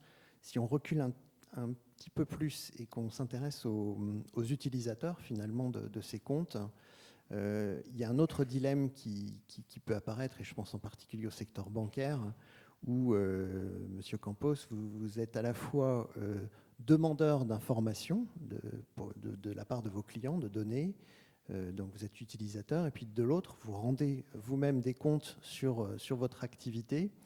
Et donc vous êtes doublement concerné finalement par ces aspects de connectivité. Est-ce que pour vous, cet exercice a été doublement concluant, doublement contraignant, et est-ce que vous pensez que l'utilisateur, dans cet exercice, a gagné ce qui a coûté finalement aux préparateurs? Comment vous voyez les choses de ce point de vue-là? Alors je vais m'exprimer devant deux administratrices indépendantes du Crédit Agricole qui ont largement baigné dans ces sujets. Bon, ça a été une année, comment pourrait-on dire, enthousiasmante, riche en termes de gouvernance et de mots-tête. On peut dire que ça a été un cauchemar, ou on peut dire que ça a été passionnant. Ça dépend de quel point de vue on se place. D'abord, je voudrais remercier les propos du président. J'ai beaucoup apprécié votre discours, à la fois dans ce que vous avez dit et puis dans l'humour de ce que vous n'avez pas dit, parce que je pense qu'on est dans une vraie bataille culturelle. Et il ne faut pas l'oublier. On parle quand même de la lutte contre le réchauffement climatique, on parle d'une planète qui se porte pas bien, et on parle quand même de la responsabilité anthropocénique de notre civilisation et de la nécessité que l'on a de combattre et de modifier le modèle économique. Donc forcément, qui s'attendait à autre chose que cette révolution? On parle quand même de la transformation de notre modèle économique qui est aujourd'hui un modèle prédateur. Donc forcément qu'on va transformer, ça va faire mal, il va y avoir des renoncements, et on n'en est qu'au premier renoncement. Et mon point de vue, mais je vous parle de là où je suis, qui est le responsable de l'engagement sociétal, on n'en est qu'aux prémices de l'effort. On va être bouleversé par ce qui va se passer. Je reviens un petit pas de côté aussi. Il ne faut pas mélanger l'ambition et la méthode. Voilà. Et en fait, nous ne sommes là que dans un reporting d'une ambition. Et quand on a de l'ambition, est-ce que mes camarades de table ronde disaient, finalement, Engie, qui a intégré ces questions-là depuis toujours, n'a pas eu de difficulté finalement à en faire le reporting. Et nous, là où on a eu des difficultés, c'est là où on n'avait pas eu d'ambition. Au fond, c'est aussi simple que ça. Bon, le cauchemar a très vite porté sur la biodiversité, pour faire les choses clairement, parce qu'il n'y avait pas de méthode. Et je pense qu'on a été plongé dans un bain qui, sur ce sujet de nature, n'a pas eu de méthode. Et donc, l'une des grandes difficultés qu'on a eues, et on a eu de nombreux échanges avec les FRAG, parce qu'on ne comprenait pas comment un établissement bancaire, Crédit Agricole, c'est de nombreux pays, c'est 140 000 collaborateurs, on finance toute l'économie, toutes les économies. Quel est l'impact sur la biodiversité? Quel est l'impact de la biodiversité? Mais de quoi on parle? De la biodiversité, on parle des champignons qui font le camembert, des baleines blanches, du patrimoine génétique. Enfin, la biodiversité, c'est nous. Et donc, nous, tout de suite, la grande difficulté, ça a été de dire on va produire de l'information qu'on ne maîtrise pas. Et donc, on est assujetti à un certain nombre de régulations, comme notamment l'AMF. Produire une information sur l'impact de la biodiversité alors qu'on n'a pas de méthode de calcul, c'est impossible. Et donc, on a été, et je pense que 2 administratrices le savent, nous, on a répondu qu'on était incapable de répondre. Voilà. Et sur la partie SRS Nature, on a dit on ne peut pas répondre, on ne sait pas répondre. Donc, on est parti. Et ça fait 3 ans qu'on travaille sur le sujet. Quel est l'impact de la biodiversité ? Bref, donc on est très heureux, enfin moi je suis très heureux de ce mouvement et je suis un fervent partisan de l'ambition européenne et je pense qu'il faut en avoir encore davantage. En revanche, c'est vrai que sur la méthode, on a été plongé dans une imprécision qui a été dommageable principalement. Et le groupe Crédit Agricole est très engagé sur ces questions. On travaille sur la décarbonation, on est net zéro 2050, on a couvert 60% de nos encours sur les trajectoires de décarbonation, on se retire de l'énergie fossile, comme beaucoup de nos confrères français d'ailleurs qui sont très engagés là-dessus. Mais quand on n'a pas de métrique, c'est compliqué. Donc sur le climat, pour faire simple, on a été assez à l'aise. Nous, on travaille depuis longtemps, puis c'est comparable. On a des méthodes qui sont pratiquées par tout le secteur financier. Mais c'est vrai que sur certains sujets, on a été dans le dur. Et du coup, ça a crispé la gouvernance, qui avait extrêmement peur de ce qu'on pouvait mettre et de ce que l'on pouvait nous dire. Parce qu'en conclusion, la question finalement de la CSRD, elle est traitée, et on le voit en essayant de reculer le seuil. Enfin, il y a l'omnibus qui embarque le sujet, peut-être qu'on y reviendra. Mais nous, on a un régulateur qui est extrêmement exigeant sur des questions de granularité. Et en fait, on a aujourd'hui des contraintes qui sont totalement déséquilibrées. Et un régulateur qui nous demande de rendre des comptes à des niveaux qui sont, pour moi, en dehors de tout entendement. Et on va répondre par des proxys parce qu'on manque de données. Donc, la pression vient du régulateur plus que des investisseurs et plus que des agences de notation. Non, la pression vient de partout. Vous savez, la pression, on a l'habitude. La pression vient des règles du jeu. Nous, quand on a les règles du jeu, on est capable de répondre sans aucun problème. Beaucoup de transparence. On a publié sur le climat un énorme bouquin qui explique la méthode, comment on fait, comment on est suivi, les plans d'action, etc. Parce qu'on a des méthodes qui sont connues. Mais quand on n'a pas de méthode, et si vous avez creusé, et bravo pour l'étude que vous avez faite, creuser les ECAS biodiversité, là c'est youpla boum. Hein. C'est clair, c'est compliqué à chiffrer. Madame Sirou, en tant qu'agence de notation, cet exercice d'information complémentaire en matière de durabilité, et en particulier d'information financière sur la durabilité, qu'est-ce que ça vous a apporté ? Est-ce que ça répondait aux attentes du marché, aux attentes de votre activité de notation? Est-ce que ça vous aide? Et comment vous percevez ce premier exercice qui était très attendu du côté des analystes, en tout cas? Alors effectivement, merci de me donner cette opportunité. En tant qu'agence de notation, on aime beaucoup de choses. C'est d'avoir de la donnée disponible, de la donnée comparable, et je vais rebondir sur un certain nombre de points, et de la donnée sectorielle. Alors, je vais les prendre chacun des points.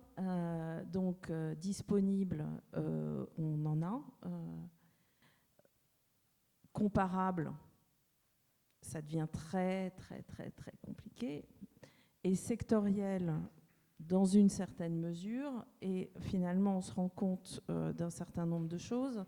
C'est que quand un secteur industriel est assez bien identifié, le sujet est un peu plus cadré et donc la comparabilité est un peu plus possible.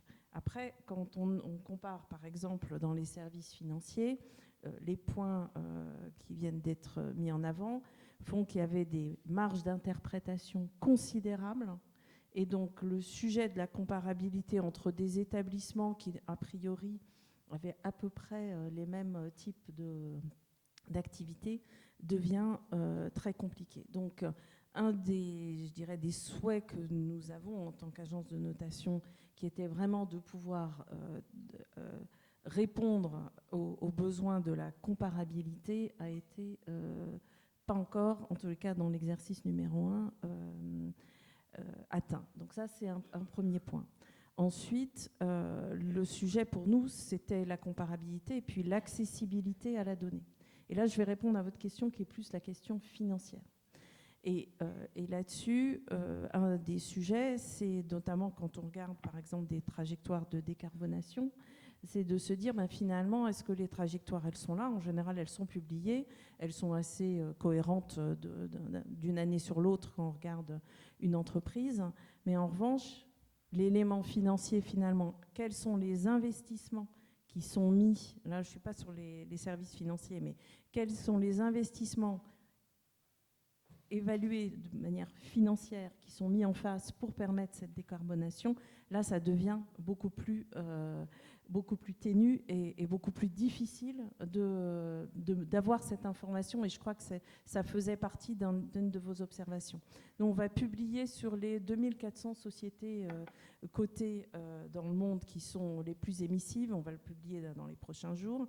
Et en fait, alors la bonne nouvelle, c'est que les sociétés françaises sont plutôt les mieux disantes, puisque quasiment pour la moitié, elles publient quelque chose, des éléments financiers qui permettent d'avoir, de caler en fait la trajectoire de décarbonation et sa liaison financière.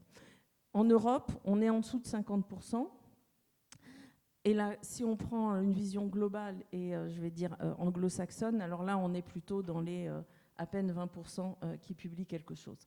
Donc voilà un élément très précis du fait que c'est un travail qui va prendre probablement un certain temps, voire un temps certain, pour permettre de faire finalement cette analyse financière de ces enjeux de durabilité, puisqu'aujourd'hui, et là pour le coup les régulateurs bancaires poussent beaucoup, en fait qu'est-ce que l'on voit? On voit qu'on a eu une approche très ambitieuse à travers la CSRD et la double matérialité, des normes plus anglo-saxonnes qui sont plutôt en simple matérialité, et aujourd'hui les régulateurs, on va dire financiers, ils recherchent avant tout la mesure du risque, donc la mesure financière du risque de durabilité, et ce que nous, dans notre jargon, on appelle la financiarisation de l'ESG.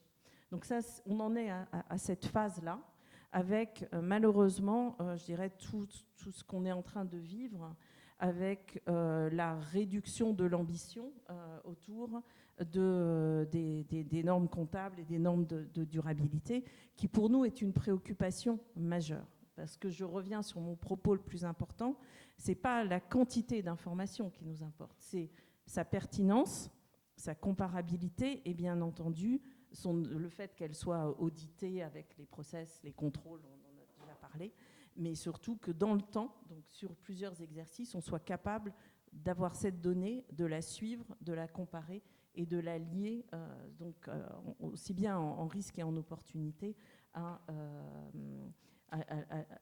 des trajectoires. Et aujourd'hui, il y a encore de très gros gaps pour faire une vraie analyse assez fine.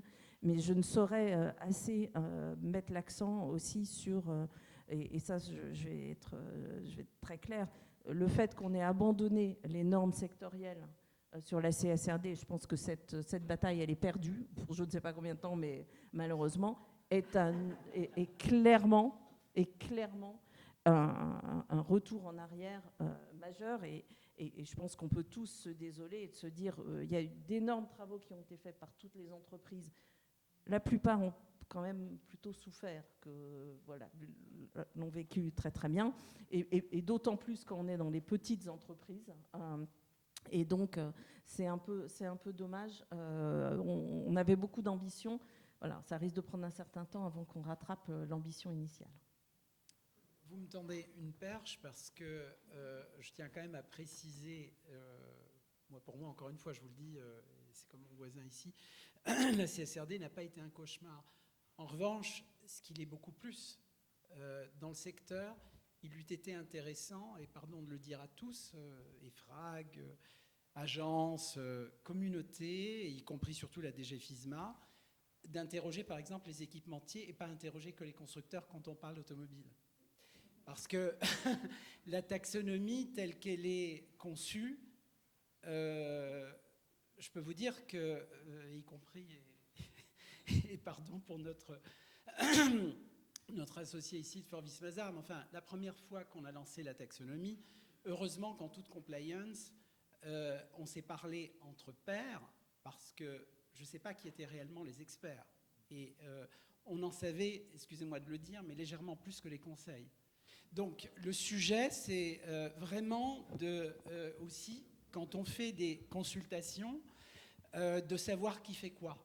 Parce qu'aujourd'hui, quand vous êtes capable d'évaluer, et je rebondis parce que le thème a été évalué sur la chaîne des fournisseurs, je peux vous dire qu'il n'y a aucune complexité plus grande que chez un tier 1 automobile de gérer, et je n'ai pas attendu la CSRD pour le faire, ça fait 10 ans qu'on a évalué 92% du volume d'achat d'un acteur comme Valeo sur bien plus que nos 28 pays dans lesquels on est présent, et j'engage pas mal d'autres sociétés et d'autres secteurs de voir qu'est-ce que c'est que d'aller à 400 km de Chennai avec les poules Ganesh dans une ETI de 200 personnes en Inde et qui est un tier 1 direct d'une usine à Chennai qui elle-même va être impliquée sur un acteur comme General Motors en Thaïlande.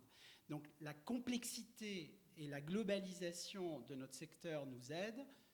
A-t-on été consulté ? Non. On s'est intéressé à dire c'est bien que Renault, quand il va faire son véhicule électrique, il est 100% taxonomique.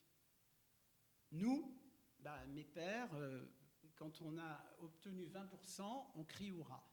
Donc c'est un vrai sujet, et c'est aussi un vrai sujet, et je peux vous dire que quand j'en ai parlé en one-on-one à Stéphane Séjourné, je lui ai dit de grâce, il faut vraiment que vos collègues de la DG FISMA revoient la façon dont on consulte, parce que là-dessus, il y a vraiment « there is room for improvement ». Et alors sans vouloir faire le syndicat, mais des normes sectorielles, d'abord en IFRS, je crois qu'il n'y en a pas tant que ça, de mémoire, je regarde plus ça de très près depuis un moment, mais quand même, c'est pas la règle, et pour une bonne raison. C'est quoi un secteur ? Alors on dit c'est l'énergie. Ah, très bien. Alors dans ce cas-là, on va mettre Engie avec de l'oil and gas, et puis on va mettre avec des infras qui sont ELEC, alors que nous on a des infras gaz. Ça fait 4 ans, depuis que je suis arrivé, on se chicote avec SBTI pour essayer de faire comprendre que c'est pas tout à fait la même chose quand on a des infras ELEC et quand on a des infras gaz. Impossible évidemment. Ah non, mais c'est le secteur. Donc les secteurs, si on veut qu'ils soient pertinents, il faut les customiser. Donc effectivement, c'est pas automobile, c'est équipementier automobile. Donc on va finir avec combien de secteurs ? J'aimerais bien le savoir. Après, il faut se retourner vers nos populations de fournisseurs. Les ETI et les petites, non, ils n'ont pas souffert sur la CSRD, ils n'ont juste rien fait. Les nôtres, non, mais non, en fait, la plupart, je suis désolé, on se retrouve, nous, les grandes entreprises, à gérer une complexité épouvantable. Alors, depuis qu'en plus, on a dit qu'on n'aurait pas à le faire, je peux vous dire que nous, ça fait 5 ans. Ça, c'est un vrai sujet. Ça fait 5 ans qu'on gère de la sustainability dans nos achats. Je fais aussi les achats, donc on a nos objectifs qu'on s'était fixés bien avant la CSRD. Pourquoi ? Pour des raisons fondamentales. Parce que, soyons clairs, nous, la CSRD, on est pour. Toute la CSRD, rien que la CSRD, c'est le motto chez Engie. Donc, on est pour. Donc, c'est bien que ce soit normé. Donc, on est à fond derrière. Mais en même temps, le fait est que nous, on métabolise, on nous met une responsabilité considérable avec un écosystème qui n'a aucune envie, enfin, qui n'est pas prêt à le faire. Et en plus, beaucoup de nos fournisseurs ne sont pas dans l'Union. Certains nous ont déjà dit, et non des moindres, écoutez, si vous insistez vraiment avec ça, ça sera sans nous, ce qui est quand même problématique aussi. Donc je pense qu'il faut vraiment, vous le savez, ça c'est des sujets qui sont bien connus. Donc c'est pour ça qu'aujourd'hui, je trouve qu'on a trouvé un équilibre qui n'est pas si mal. Un peu de stabilité ne nous fera pas de mal. Il faut aller au bout. Donc en 2025, nous, on va faire comme 2024. Donc ça, c'est déjà décidé. C'est déjà décidé. On attend la simplification, les améliorations pour voir comment faire. Mais de grâce, effectivement, essayons de stabiliser, d'être efficace. On a encore du travail, malgré tout, de clean-up sur les data. Vous aviez mis le point. La data, on va en avoir de moins en moins public, et donc on va avoir de plus en plus de données calculées, avec toutes les incohérences. Et je reviens sur mon histoire simplissime de comparabilité. En fait, on oscille entre hyper-complexité, absence totale de transparence, et où est-ce qu'on met le curseur ? Parce qu'on a besoin de cette information. Vous en avez besoin pour vos parties prenantes. Nous, on en a besoin en tant qu'agence de notation. Parce que, et les investisseurs, ils en ont besoin, les banquiers en ont besoin pour leur propre régulateur. Là, enfin, espérons qu'on arrive à trouver, à mettre le curseur au bon endroit. Mais aujourd'hui, le pendule, il est en train de, je ne sais pas où il est en train d'aller, mais nous, en tant qu'agence de notation, on voit bien que ce qui est en train de se passer, et M. Ophel l'a évoqué, en plus les problèmes, je vais dire, géopolitiques, font que moi je suis très inquiète sur le fait que je ne dis pas dans 6 ans, hein, dans 6 mois, je ne sais pas vraiment ce que les entreprises, et je ne leur jette pas la pierre, hein, ce n'est pas du tout une critique, mais seront amenées à publier de manière, je dirais, ouverte et accessible à tous. C'est une vraie interrogation. Je ne sais pas si mes panélistes partagent cette préoccupation, mais on la partage. Et j'étais en train de me dire, mais où va-t-on finalement, quoi, parce que clairement, on est dans des luttes très puissantes, hein, à la fois, vous l'avez expliqué, la complexité finalement de ce qu'est la globalisation, parce que c'est quand même nous, entreprises, qui avons décidé d'aller chercher un produit ici, un produit là, et d'optimiser la chaîne de valeur. Hein. On ne nous a pas forcé à aller au fin fond de l'Inde dans une ETI de 200 personnes. Hein. Donc ça a bien répondu à un moment donné à une préoccupation de compétitivité, on va le dire comme ça. Et puis on voit arriver quand même quelque chose qui est un backlash anti-ESG, puisque vous rappeliez, Président, les courriers d'une forme d'extraterritorialité dérogatoire à l'envers, finalement, et on voit bien le rapport de force qui va s'établir. Ma crainte, c'est qu'effectivement, cette nécessaire connectivité nous fasse renoncer à la double matérialité, ce qui serait un effondrement d'une vision transformatrice, pour finalement se satisfaire en allant à Canossa d'une connectivité, de l'impact de l'environnement sur l'entreprise, et ça suffit. Et peut-être que c'est vers ce renoncement que l'on va, et je pense que ce serait, alors là, pour le coup, un renoncement culturel. Pourquoi vous pensez ça? Parce que j'ai quand même l'impression, dans les secteurs, comme on en parlait tout à l'heure, que c'est quelque chose d'extrêmement stratégique. Donc il y a quand même toute une stratégie d'investissement qui va... En fait, je vais répondre 2 secondes là-dessus, parce qu'on a entrepris, nous, un long voyage qui a duré 1 an. On est allé à la rencontre des ETI en France, on a interviewé. On n'a jamais posé la question de la durabilité ou de la RSE, qui est une question hors sol. On a posé la question des défis que rencontrent les entreprises. 4 défis majeurs, toutes les entreprises, que ce soit le boulanger, l'artisan, l'agriculteur, le chercheur, l'élu, défis écologiques, stress hydrique, changement climatique. Le bandol se pose la question comment arroser le bandol tout en restant dans l'appellation d'origine contrôlée. Vous avez des carriers dans les Pyrénées-Orientales qui se disent mais comment on va pouvoir continuer à nettoyer nos déchets si on n'a pas d'eau. Enfin, la question du choc écologique, le choc technologique, la disruption technologique. Le prochain prix Nobel de médecine, ça sera InTech. Vous avez le changement évidemment de paradigme avec une coopérative de Luzerne qui va exporter, qui a un bateau d'export de Luzerne le vendredi, et le lundi, la taxe a pris 25%. Et donc c'est brutal. Et puis enfin, le modèle social, avec le vieillissement de la population, et comment on arrive à retenir les talents dans des territoires qui sont aujourd'hui exsangues de jeunes talents. C'est ça les défis. Ben, c'est ça le ESG, en fait. Et donc, la crainte que j'ai, c'est que finalement, on se dise, on n'a plus cette obligation de reporting, donc on ne va plus se soucier de ces sujets et qu'on passe à autre chose. Mais en réalité, ces 4 grands défis sont les défis auxquels toutes les entreprises sont confrontées. Et c'est autour de ça qu'il faut qu'on accompagne, en tout cas le secteur financier, le développement, la transition des entreprises. Et aujourd'hui, toute la bande est prise par la CSRD, la CS3D, l'Omnibus, alors qu'on abandonne complètement ce qu'est la réalité des ETI, c'est faire face à ces grands défis et continuer l'industrialisation de nos territoires, parce qu'on est vraiment dans une perspective qui est assez sombre de ce point de vue-là. Je voudrais réagir un peu sur l'aspect continuité de ces normes et tout ça. Je pense que dans les trucs positifs que j'y vois, les deux choses qui nous ont étonnés avec la CSRD, c'est le fait de parler effectivement de l'autre axe de la matérialité, c'est-à-dire les impacts. Ça, c'est la première chose. Et en parlant de ces impacts-là, et sur les risques et les opportunités, il y a deux éléments qui peuvent sauver le côté un peu noir de l'affaire. C'est de dire, il y a les impacts positifs et il y a les opportunités. Et en fait, de parler à des opérationnels qui sont câblés pour aller chercher de la compétitivité, du chiffre d'affaires et de développer les affaires, de leur dire, le sujet de la durabilité, vous y avez des impacts positifs, votre entreprise, elle a un impact positif, et elle peut aussi servir d'autres entreprises. Toutes les entreprises ont dit, le scope 3, nous, on ne peut pas faire grand-chose tout seul, il faut le faire avec les autres. Et il y a ce sujet dans les perceptions, on va demander un peu dans les sujets de perception, on est dans un monde économique aujourd'hui et juridique qui parle de compétition. Or, on voit bien qu'avec la durabilité, on ne va pas pouvoir le faire tout seul. Il va falloir le faire avec d'autres. Donc là, il y a un sujet juridique colossal à traiter, c'est-à-dire qu'on parle de coopération.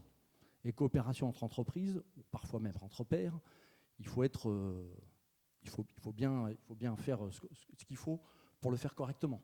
Donc oui, il y a des enjeux, je pense qu'il y a des enjeux pour se dire, pour ce changement-là, parce qu'il y a des choses positives, parce qu'il y a des solutions, parce qu'on a les solutions, on a tous les solutions, les entreprises ont des solutions pour les autres entreprises, pour les décarboner par exemple. Donc il faut juste le faire en se disant, développons l'aspect impact positif et opportunité.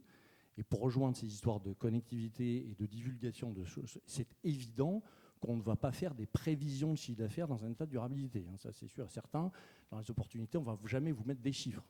On va mettre des intentions. On va dire qu'effectivement, il y a des opportunités qui permettraient de développer certaines choses pour nos clients. Mais on ne mettra pas de chiffres. Ça, c'est évident. Il y a trop d'incertitudes sur le sujet. Mais en tout cas, je pense que voilà, l'avenir de ce thème de durabilité pour le développement des entreprises, c'est de dire il y a des opportunités, il y a des impacts positifs, c'est ça qu'il faut mettre en avant. Peut-être moins dans le narratif que dans des effets vérifiables sur des indicateurs physiques. C'est aussi pour ça que je pense que l'atteinte des cibles physiques de durabilité, elle est plus importante que de savoir combien ça a coûté. Parce que quelquefois, pour décarboner, je ne vais peut-être pas dépenser grand-chose, je vais peut-être abandonner une activité. Donc j'aurai atteint mon indicateur physique, mais j'aurai rien dépensé. Donc dans la connectivité, là aussi, il ne faut pas voir l'alpha et l'oméga de cette entreprise, elle a quand même beaucoup investi pour décarboner. On cherche là aujourd'hui à avoir des solutions peut-être qui ne sont pas trop intenses financièrement, mais très efficaces sur l'indicateur physique qu'on veut atteindre. Notamment par exemple sur la biodiversité, on parlait tout à l'heure. Quelquefois, vous pouvez avoir des solutions qui ne sont pas financièrement très lourdes, mais par contre qui peuvent avoir un très bon effet sur l'indicateur physique.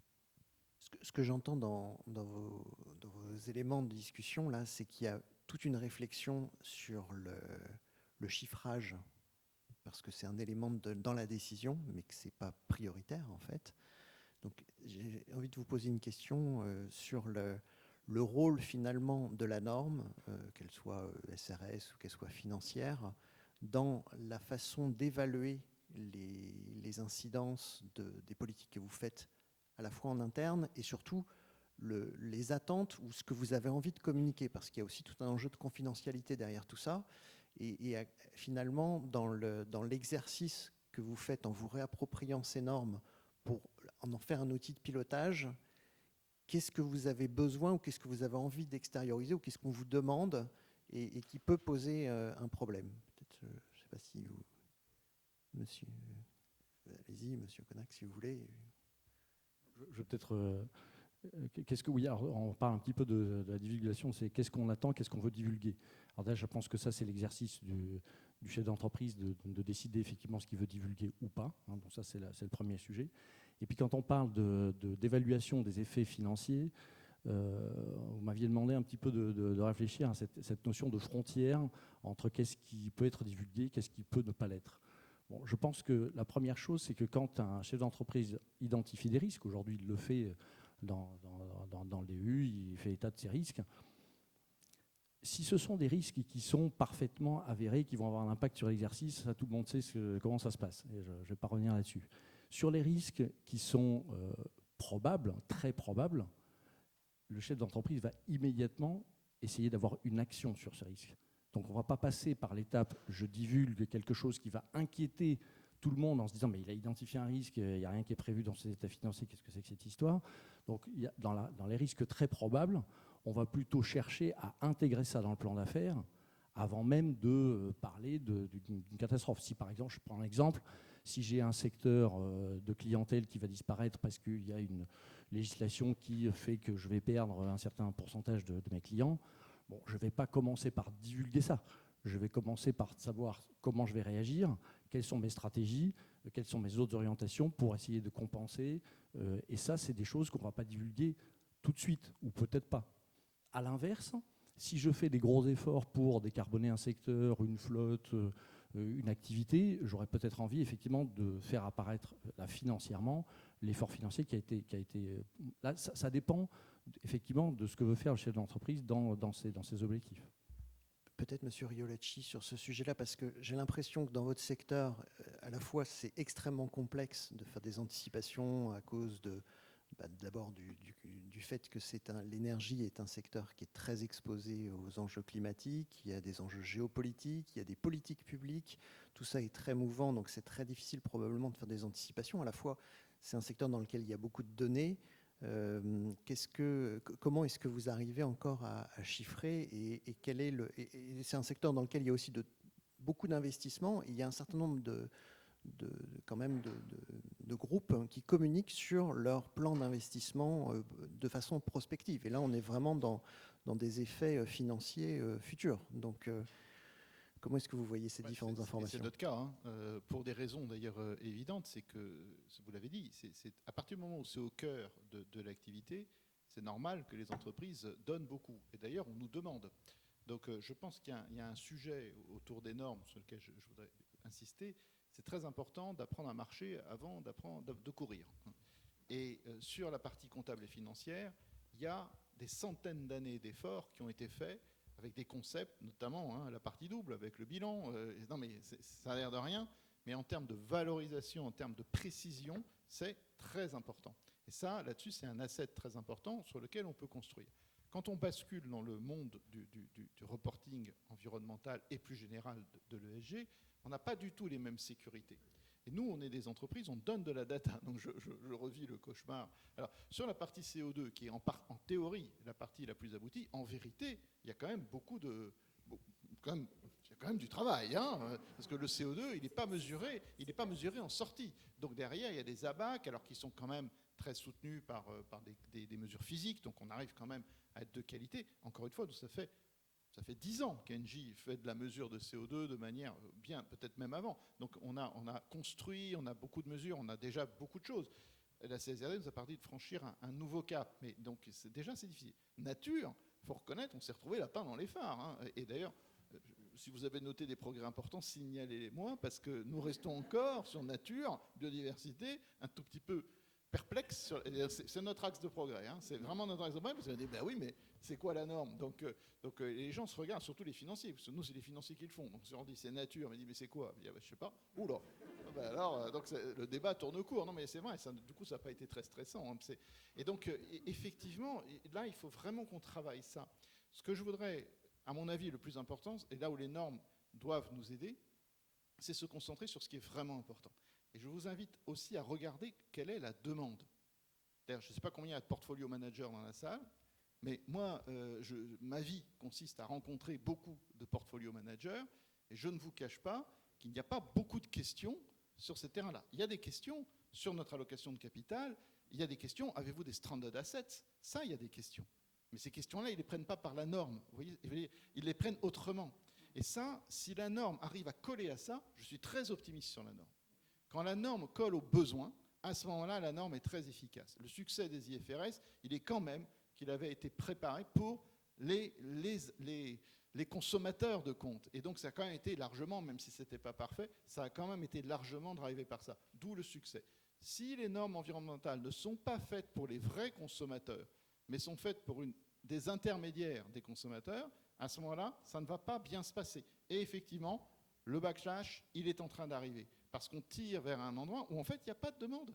Les vrais consommateurs, alors il y a les banques quand même, mais souvent les banques, elles ont leur propre méthode, elles ont développé des modèles, elles ont déjà pas mal de choses, donc ça va être important aussi de se standardiser et de pouvoir répondre aux banques de manière organisée. Donc ça, moi j'y vois des avantages dans la normalisation, clairement. Mais je demande aux normalisateurs de coller à la demande, à la vraie demande. Et honnêtement, aujourd'hui, nous, on est absolument favorable à la CSRD. C'est une license to operate. Donc pour nous, c'est un no-brainer. On y va à fond parce que c'est la manière d'opérer et ça nous permet aussi d'éviter tout le reste. Donc ça, c'est quand même très, très bien. Avec notamment tous les petits chantages des uns et des autres pour dire moi j'ai besoin de ce KPI, moi j'ai besoin. Non, c'est pas important, c'est pas dans la CSRD, donc ça n'existe pas. Ça, c'est quand même vachement utile. Donc merci la CSRD. Ça nous a permis quand même de nettoyer un paquet de trucs. Mais à partir de là, il faut aussi que ce soit très proche de la demande. Et mon conseil, on parlait des enquêtes, vraiment, c'est de rester le plus proche possible de la vraie demande. Ouais, je voudrais peut-être partager avec vous un peu d'expérience. Au Crédit Agricole, on a produit 21 CSRD. Je le dis pour vous montrer qu'on sait de quoi on parle sur le sujet, de quoi parle-t-on sur les SRS. On a mis en place une organisation en ligne métier qui a été très efficace et c'est la direction financière qui produit la CSRD. Je vais pas revenir sur ce que vous avez dit, on partage absolument le bienfait, etc. Qu'est-ce qui nous a fait progresser sur ces questions? Vous parliez de normes, et la norme elle peut venir de l'extérieur, elle peut venir de l'intérieur aussi. Ce qui nous a fait progresser, c'est qu'en 2019, on a créé un comité scientifique. Et on a donc constitué ce comité avec des scientifiques, dont 3 scientifiques qui produisent des rapports du GIEC. Et ça, c'était très important parce qu'on a eu une matière solide qui était au fond les prévisions. Et donc, on a intégré les prévisions de l'Agence internationale de l'énergie, les scénarios net zéro. Et donc, on s'est donné des normes internes. Et donc, on a décidé que toutes les mises en perspective que l'on allait faire, que les métiers allaient faire, donc les grands métiers de financement de banque de gros, mais aussi les métiers du retail et les services économiques et la direction du risque prenaient les mêmes scénarios. Ça, c'est important. Pourquoi? Parce que ce qu'on a introduit avec ces questions finalement de CSRD et ces questions de climat, c'est le très long terme dans l'entreprise. Ça n'existait pas avant le très long terme dans l'entreprise. L'entreprise, c'était 3 ans, 5 ans. Au-delà, on ne savait pas. Et quand même, admettons que quand même les dirigeants des entreprises n'étaient pas très sensibilisés aux questions extra-financières. Moi, je produisais la DPEF, donc c'était la direction de l'engagement sociétal, développement durable, RSE, enfin tous les noms qu'on a eus au cours des dernières années, qui produisaient la DPEF. Franchement, je pense que peu de dirigeants lisaient la DPEF. Donc on produisait, c'était un truc interne, on produisait. Ça commençait à être un tout petit peu lu quand elle a été certifiée, enfin quand on a eu les assurances raisonnables, ça a été en 2018. La CSRD, ça a été une révolution. C'est-à-dire qu'on a enfin parlé de ces sujets dans les conseils d'administration. Donc ça nous a apporté. Et le fait qu'on ait eu des politiques sectorielles aussi, c'est-à-dire que l'on disait au front, donc il y avait les scénarios, qu'on disait, ben voilà, on va, à la suite des conversations qu'on avait avec les comités scientifiques, les parties prenantes, on arrête de financer le charbon dans les pays de l'OCDE, on s'est collé aux recommandations du GIEC. Et ce qui nous plaisait bien, c'est qu'on l'a annoncé en 2019, ça donnait 11 ans aux entreprises pour s'adapter. Et aujourd'hui, on va avoir des problèmes. Pourquoi? Parce que le Japon, qui pensait sortir beaucoup plus vite du charbon, finalement, avec Fukushima, a eu un coup de frein sur le nucléaire. Ils vont avoir des problèmes, etc. Et ce qui est très intéressant, nous, on ne va pas renoncer à nos trajectoires. Certaines, on va les atteindre, d'autres pas. Et on trouve très intéressant de dire aux parties prenantes que c'est compliqué, que peut-être qu'on va être obligé de déroger à certains engagements qu'on avait pris parce qu'on ne tiendra pas les engagements. Et quand on dit « on », en réalité, ce sont nos clients.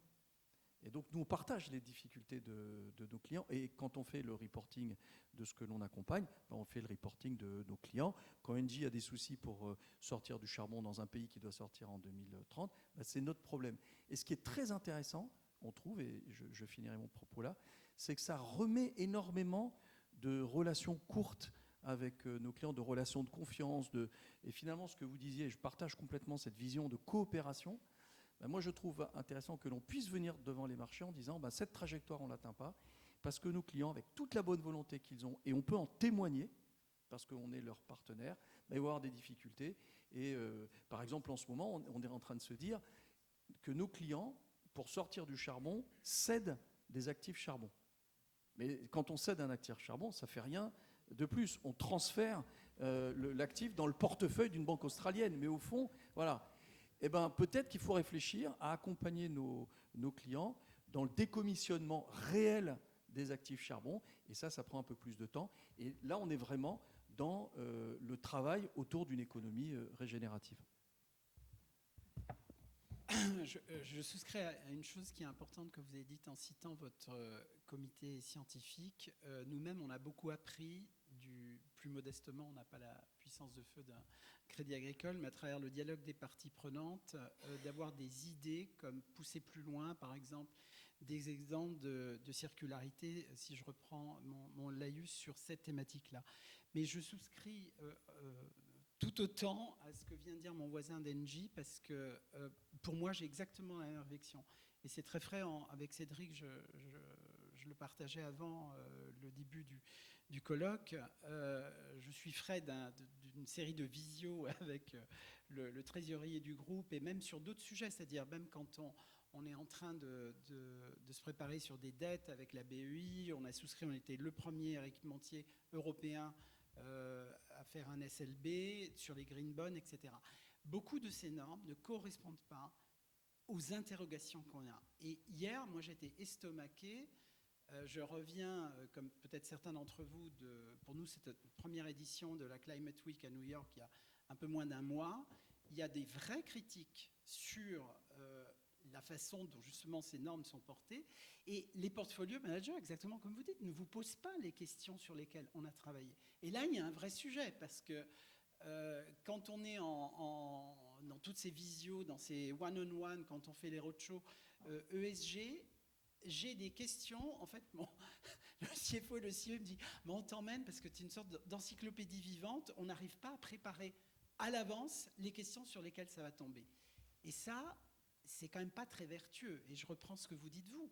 C'est-à-dire que quand on est dans une efficacité de la comparabilité de la donnée, il faudrait peut-être qu'on arrive à avoir quelque chose de plus cadré et qui nous valorise davantage. Ensuite, là où chaque entreprise a sa propre stratégie, et ça rejoint ce que vous disiez sur le chiffrage, à chacun de nous, je vais vous donner un exemple très clair qui n'est pas un secret chez nous. Il y a à la fois ce qu'on publie sur ce qu'on a dû faire pour décarboner quand vous êtes un équipementier, que vous avez 155 usines dans 28 pays. Je sais très bien dire ce que l'on doit faire pour décarboner, notamment ça correspond au scope 1 et 2. Ça n'a rien à voir en chiffrage avec un investissement quand, par exemple, on a acheté une branche de Siemens, on n'était pas fort dans le haut voltage, et c'est au choix du CFO, du CEO dans les roadshows, de dire ce qu'il veut dire là-dessus, tant que vous allez faire votre acquisition. Qu'est-ce que ça veut dire en CAPEX? Qu'est-ce que ça veut dire en OPEX? Là où vous perdez de l'argent, quand est-ce que vous allez gagner de l'argent sur cette acquisition, etc. Donc ensuite, chaque entreprise a sa propre stratégie. Ça, là-dessus, je suis désolé, ce n'est pas la CSRD qui nous a ni fait reculer, ni fait avancer. C'est notre stratégie de communication financière face à telle ou telle interrogation. Madame Sirou, est-ce que vous pourriez nous dire comment vous percevez finalement la valorisation de cette information qui est transmise ou qui n'est pas transmise? Ce que je comprends de M. Riolacci, c'est que c'est un droit d'opérer. Donc ça veut dire que si je ne le fais pas, je serai pénalisé par les marchés. Mais est-ce qu'aujourd'hui, cet effort de transparence dans lequel l'Europe est un peu pionnière, et on en parlait tout à l'heure, vous le disiez aussi, est-ce qu'on a intérêt à communiquer sur ces informations de durabilité, à mettre des chiffres? Et est-ce qu'il y a une prime, est-ce qu'il y a une récompense pour les entreprises à faire cet effort-là? Et qui achète les titres? Est-ce que ça revalorise l'action? C'est quelque chose que je me... Alors, effectivement, il y a, je dirais, de mesurer le coût financier ou l'économie financière. C'est très difficile à anticiper. Enfin, à mesurer à un instant T, on n'a pas assez le recul et il y a plein d'éléments qui peuvent, notamment quand on parle par exemple d'obligations, qui peuvent à un instant T impacter le spread.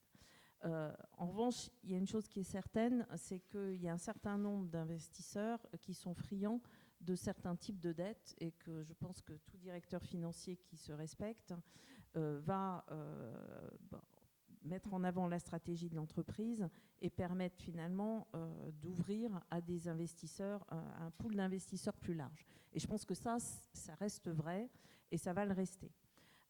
Nous vivons quand même des changements massifs autour de nous et en tout cas moi j'entends et je parle beaucoup aux investisseurs et aux différents, je dirais, gestionnaires d'actifs.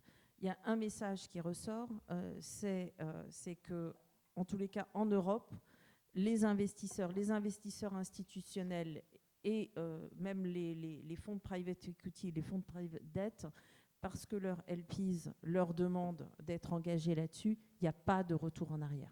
Il n'y en a pas. Aujourd'hui, moi je passe beaucoup de temps justement pour essayer de me dire qu'est-ce qui est en train de se passer dans le marché.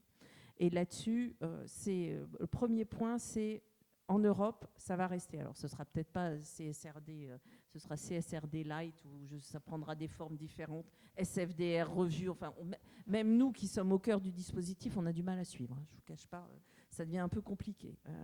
Mais clairement, le monde institutionnel, les investisseurs au sens large, les investisseurs financiers, en Europe, ça fait partie des diligences qu'ils font. Alors, ils le font de manière plus ou moins approfondie selon leur appétence, mais ça dure. En Asie, c'est également un point d'attention et ça passe à travers les normes un peu plus pragmatiques, avec un mix de... Ils prennent un peu ce qui les intéresse entre l'ISSB, ce qui a été fait en Europe, mais en tous les cas, il n'y a pas de revirement. Aux États-Unis, clairement, là, les choses sont un petit peu différentes, voire se maquillent. Enfin, les Américains sont toujours très bons pour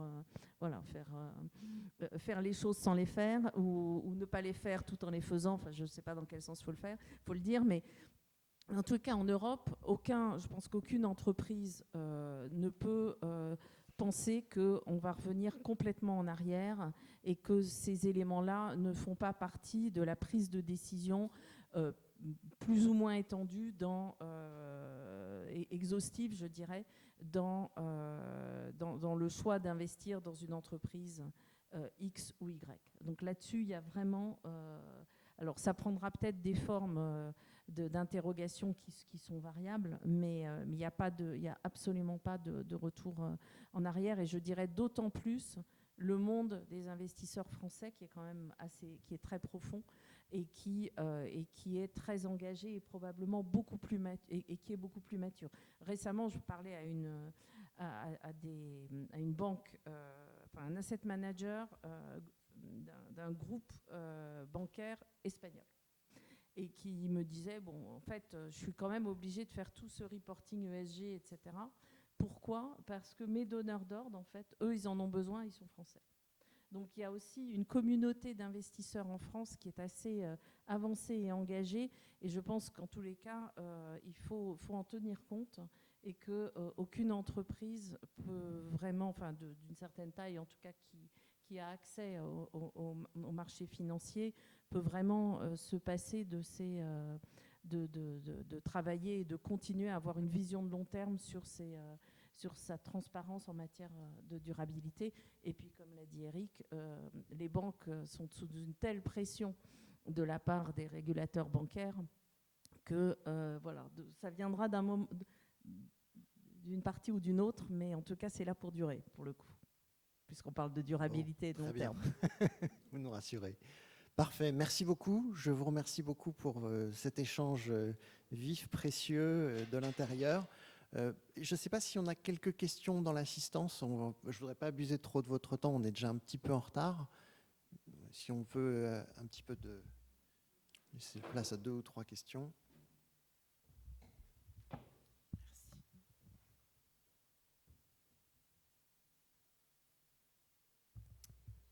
Bonjour, Cyril Canoni, auditeur. Donc si on reste sur la dernière note, l'Europe et l'Asie, on ne reviendra pas en arrière. En revanche, il y a un clair retour en arrière des États-Unis.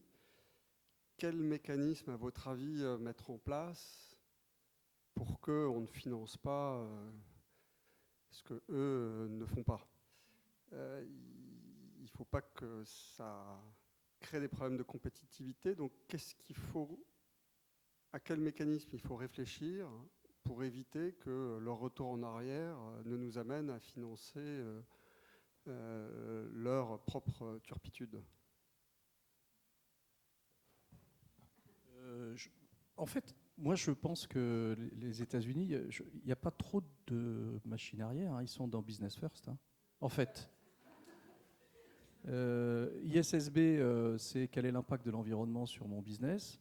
Ça rien ne change. C'est OK. Et puis, engager le business sur des sujets ESG, ça n'a jamais été vraiment leur fort. Ils ont beaucoup travaillé autour de la discrimination, du genre, etc. Des sujets qui nous échappaient.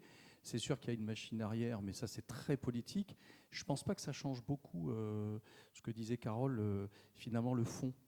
Bon, ce qui est un peu inquiétant, c'est qu'ils relancent le forage. Mais du point de vue de l'environnement, ça, c'est plutôt inquiétant.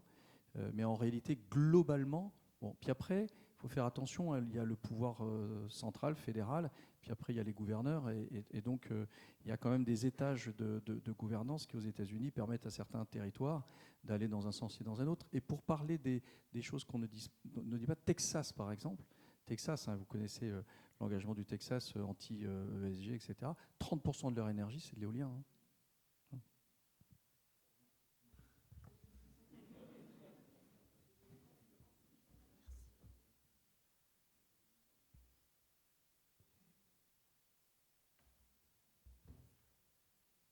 Bien, écoutez, s'il n'y a plus de questions, on va s'arrêter là. Merci beaucoup encore une fois pour votre participation. Merci bien.